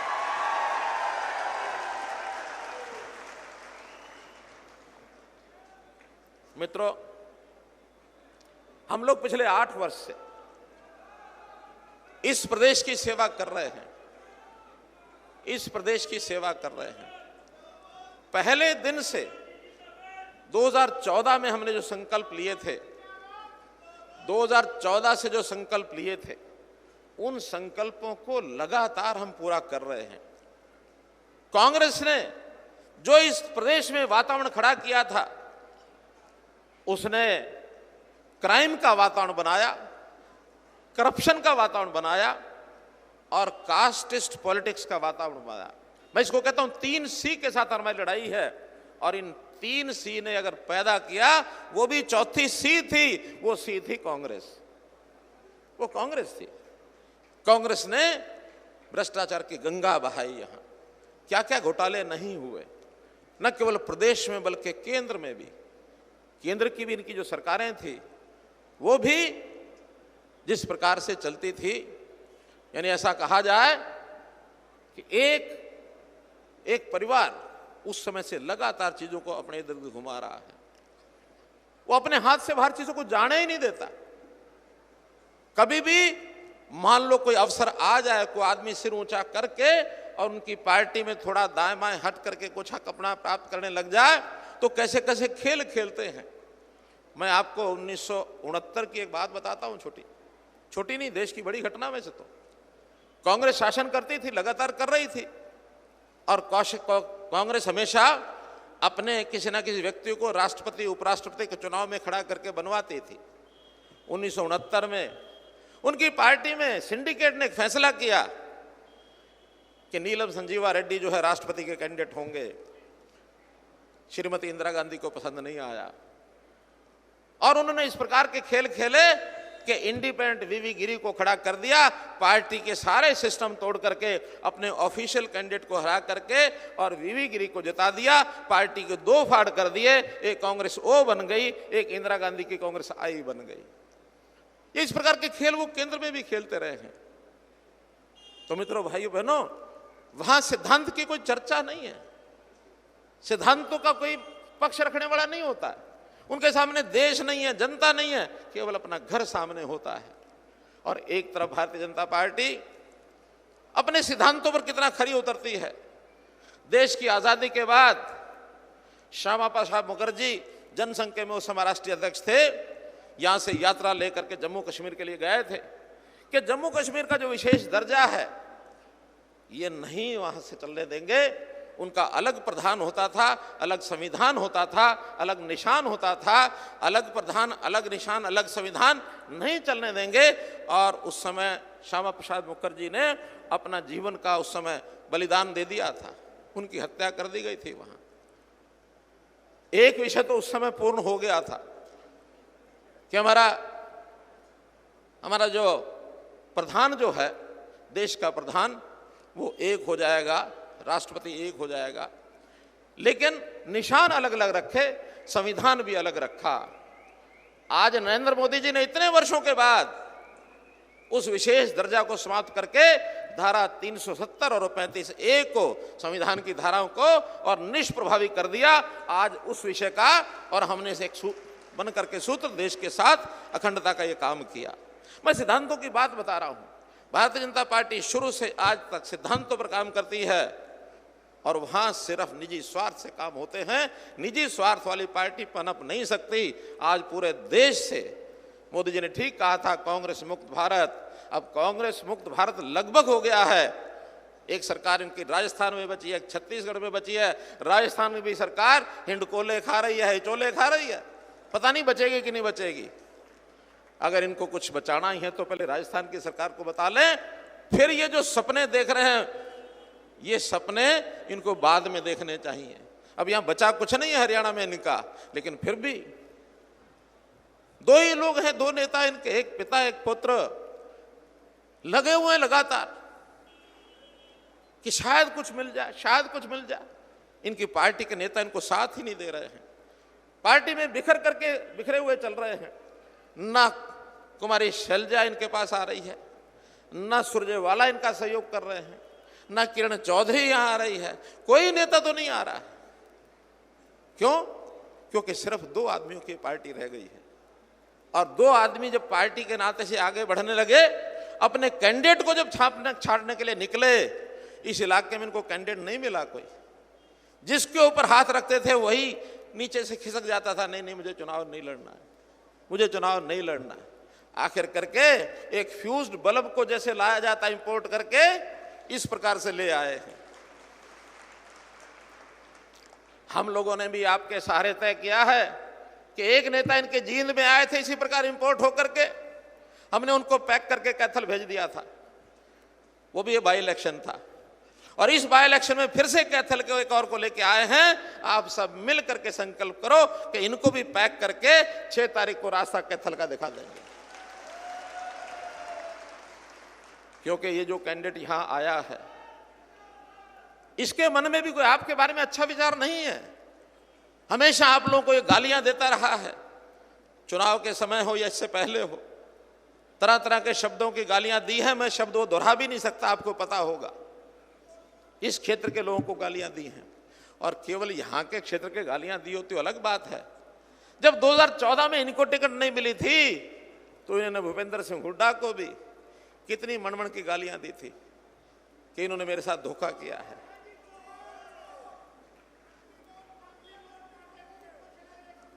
तो इसलिए ये सारी बातें आपको ध्यान करनी होंगी, और आगे भी ध्यान करानी होंगी। मित्रों, मैं तो इतना ही कह सकता हूं, सिद्धांतों के नाते हमने चाहे विकास के कार्य हो, चाहे जनता के जीवन को सुखी करना हो, और चाहे उनको ऐसी जो बुराइयां हैं उनसे छुटकारा दिलाना हो। मैं कह रहा था 3 C से हमने छुटकारा दिलाया है। क्राइम के ऊपर हमने चोट की है, हमने करप्शन के ऊपर चोट की है, और हम एक और बात बता रहा हूं, भारतीय जनता पार्टी कभी जातिगत पॉलिटिक्स नहीं करती, और इन्होंने खूब जातिगत पॉलिटिक्स की है। हम सब जातियों का सम्मान करते हैं, हम सब जातियों का सम्मान करते हैं, किसी एक जाति के लिए नहीं लड़ते हैं।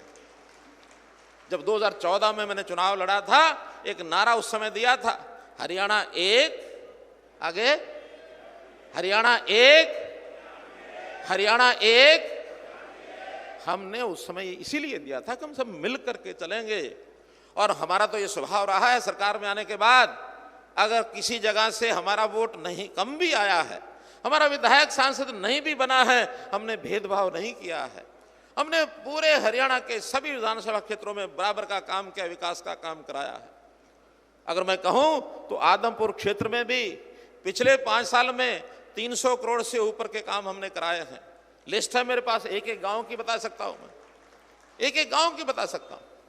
और इस बार अभी क्योंकि कोविड आ गया था, कोविड में 2 साल हमारा काम बहुत ढीला रहा, मुझे मालूम है, लेकिन फिर भी मैं आपके नेता कुलदीप बिश्नोई जी का, इनके जज्बे का सम्मान करता हूं। जज्बा कितना है?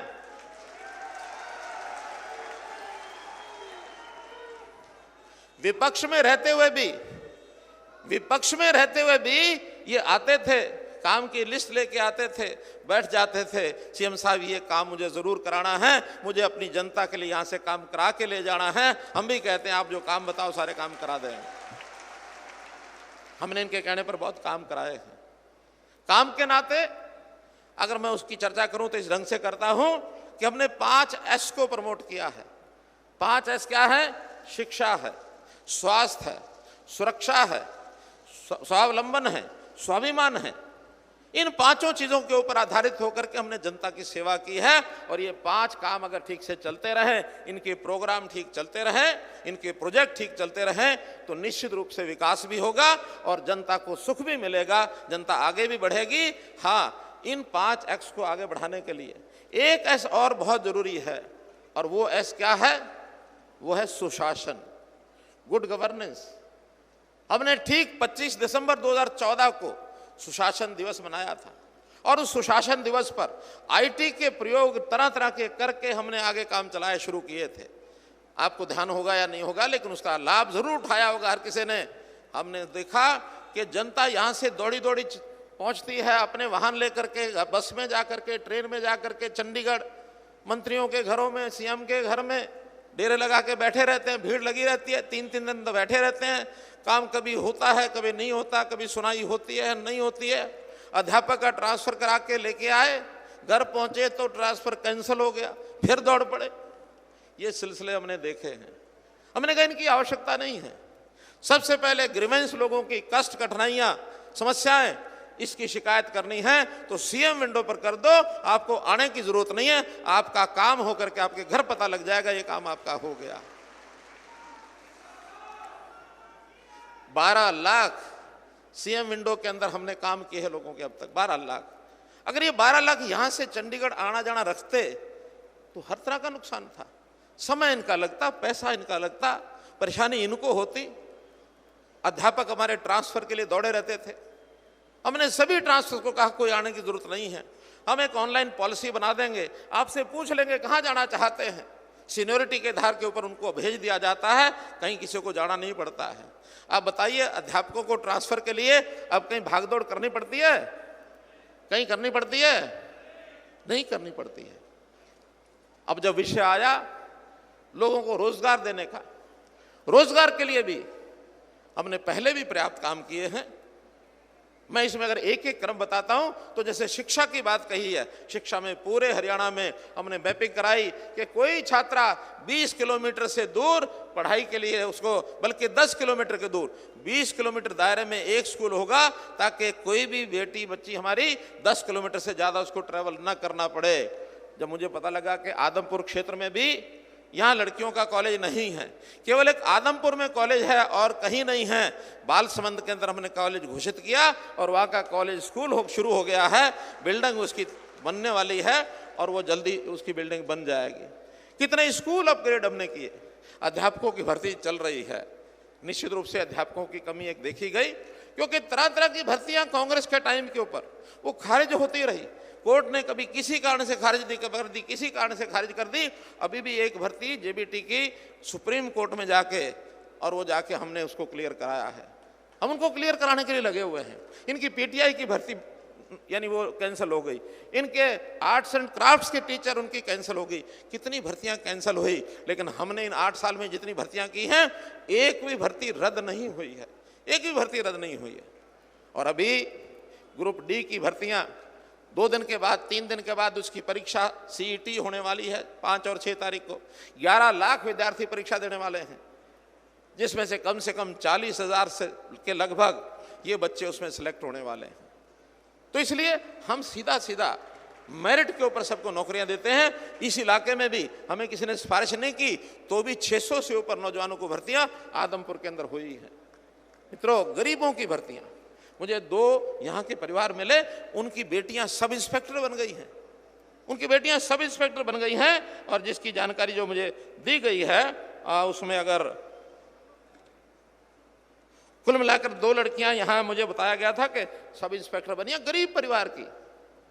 तो इस प्रकार से हम स्वावलंबन का काम करते हैं।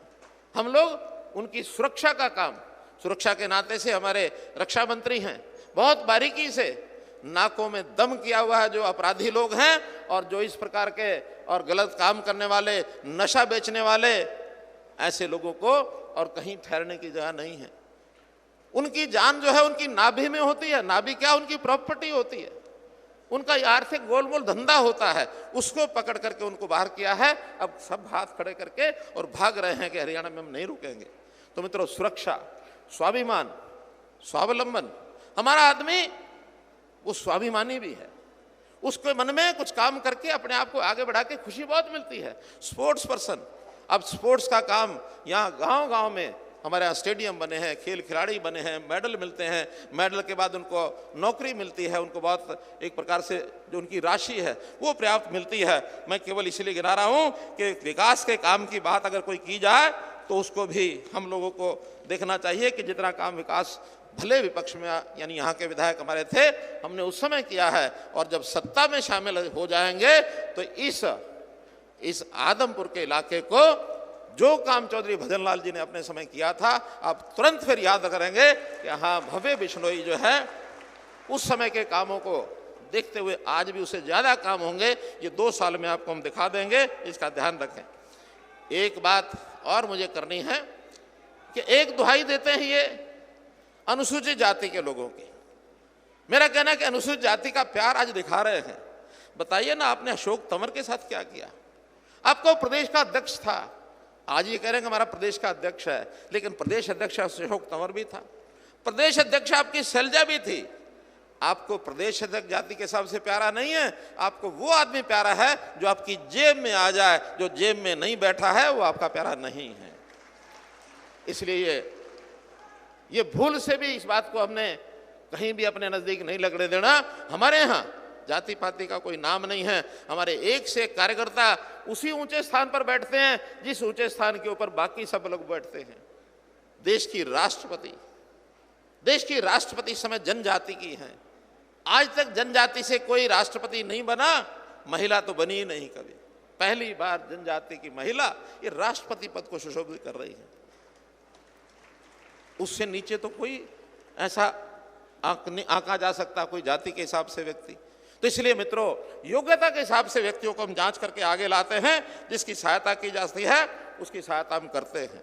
मेरा तो इतना ही निवेदन है कि अब ये जो डूबता जहाज है कांग्रेस का, एक सहारा थोड़ा लगा दो, निकालने में नहीं, डुबोने में। और अब तो भाई कांग्रेस कहां बची है?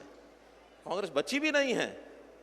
जब आदमपुर में चौधरी भजनलाल जी को विरासत को मालिक मारे कने इत आ गयो, तो कांग्रेस कितनी रही है? कितने रहेगी कांग्रेस? कितने रही? नहीं रही है। इसलिए अब ये कांग्रेस नहीं है, ये तो बापू बेटा अपनी इज्जत को लेकर के आगे बढ़ रहे हैं, उसको बचाने के लिए किस तरीके से बच जाए। अब यहाँ केंद्र में भी इनका स्थान नहीं रहा है। अभी नई जो इनकी कार्यकारिणी बनी है उस कार्य समिति में से भी इन दोनों को निकाल करके बाहर कर दिया है। दोनों को बाहर कर दिया है। उनको पता लग गया है कि किस प्रकार से कहाँ होगा। और जहां तक अनुसूचित जाति के नाते से कितने इनके कांड, अब ये मिर्चपुर कांड तो इसी जिले का है ना, इसी जिले का है ना, और अनुसूचित जाति के खिलाफ ही है। हिसार जिला मिर्चपुर। आज अब आकर के हमने उनके आवास की व्यवस्था ये डंडूर गांव की जमीन पर उनको बसाया है कि भाई प्लाट ले लो, आके बस जाओ। सालों से टेंट लगा कर वहां बैठे थे।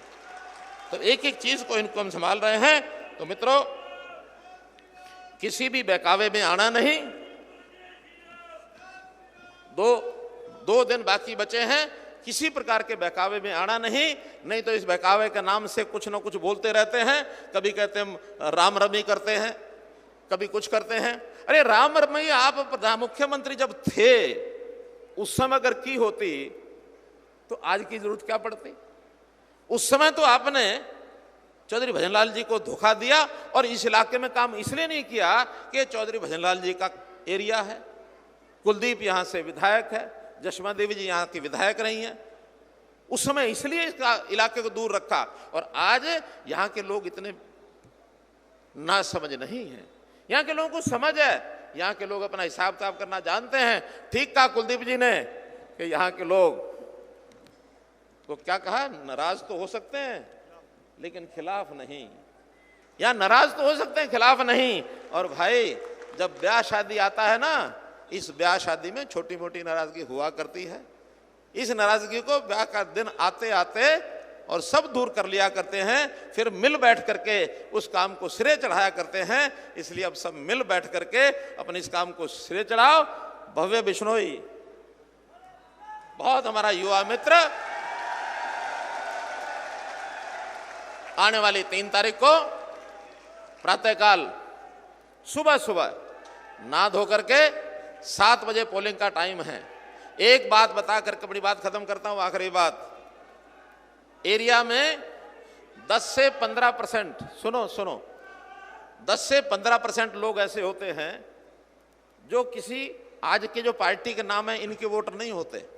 ना वो बीजेपी के हैं, ना जजपा के हैं, ना कांग्रेस के हैं, ना इनेलो के हैं, ना और किसी पार्टी के हैं। उनकी पार्टी का अलग एक नाम होता है। वो नाम बताऊं क्या होता है? वो नाम होता है जीत पार्टी। अब जोश आपको आ गया, लेकिन उनको कैसे बताएंगे कि जीत पार्टी हम हैं? उनको बताने का फार्मूला बता रहा हूं। वो फार्मूला ये है, अपने सारे वोटर सुबह 7 बजे सबसे पहले लाइन में लगने चाहिए। अगर वहां 100 की लाइन है, 80 अपने कमल निशान भव्य बिश्नोई को वोट देने वाले होने चाहिए। और जब 80 सुबह सुबह खड़े हो जाएंगे तो फिर वो कानों कान बात करेंगे। भाई आज तो जोर जो है कमल वाले का है, आज जोर भव्य बिश्नोई का है। और वो जोर की जो बात होती है वहां कानों कान चलती है, वो जो घर में बैठे हुए इंतजार कर रहे हैं कि जीतेगा कौन, उन तक पहुंच जाती है। और जब पहुंच जाती है फिर वो बाद में आते हैं दोपहर तक वोट डालने। वो कहते हैं अपना वोट खराब क्यों करेंगे, हम तो जो जीत रहा उसी को डालेंगे। तो जो जीत रहा उसको डालेंगे, तो जीत का प्रमाण हमको सुबह सुबह वहां देना है। और सुबह सुबह देने के लिए हम अपने कार्यकर्ताओं को कहें कि भाई सवेरे सवेरे नहा धो के बिना नाश्ता किए, कहेंगे पहले मतदान फिर जलपान, पहले मतदान। और भाई अगर खुशी का कोई मौका ऐसा आ जाए कि बेटी की शादी है शाम को घर में 2 तारीख को, तो सुबह सुबह 3 तारीख को कई बार जैसे कन्यादान करना होता है। अब उस बेटी का वोट तो यहीं बना हुआ है, आपने अगर वोट से पहले कन्यादान कर दिया तो वोट भी गया। तो इसलिए पहले मतदान फिर कन्यादान, ये एक राष्ट्र धर्म है। इस राष्ट्र धर्म को निभाने के लिए सबका वोट डलवाओ। अगर कोई चारपाई पर बीमार भी पड़ा है, हमने फोटो देखे ना कई बार कि कंधे पे बिठा के ले आते हैं, बुजुर्ग हमारे माता पिता दादा दादी नाना नानी कोई है उसको बिठा के ले आते हैं।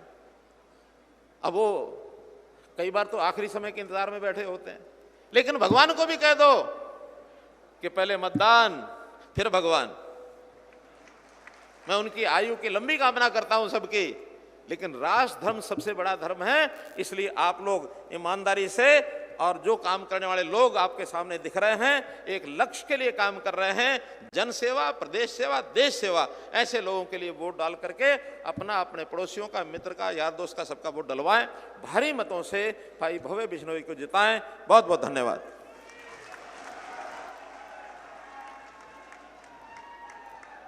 बहुत बहुत धन्यवाद माननीय मुख्यमंत्री महोदय। अब स्थानीय निकाय मंत्री डॉक्टर कमल गुप्ता जी आप सबका धन्यवाद करेंगे। डॉक्टर कमल गुप्ता जी। आप सब भाइयों का धन्यवाद करने से पहले आपका मैं थोड़ा सा इम्तिहान लूंगा, और वो नारा आप लगाओगे तो उसमें पता लग जाएगा कितने पास हो कितने फेल हो।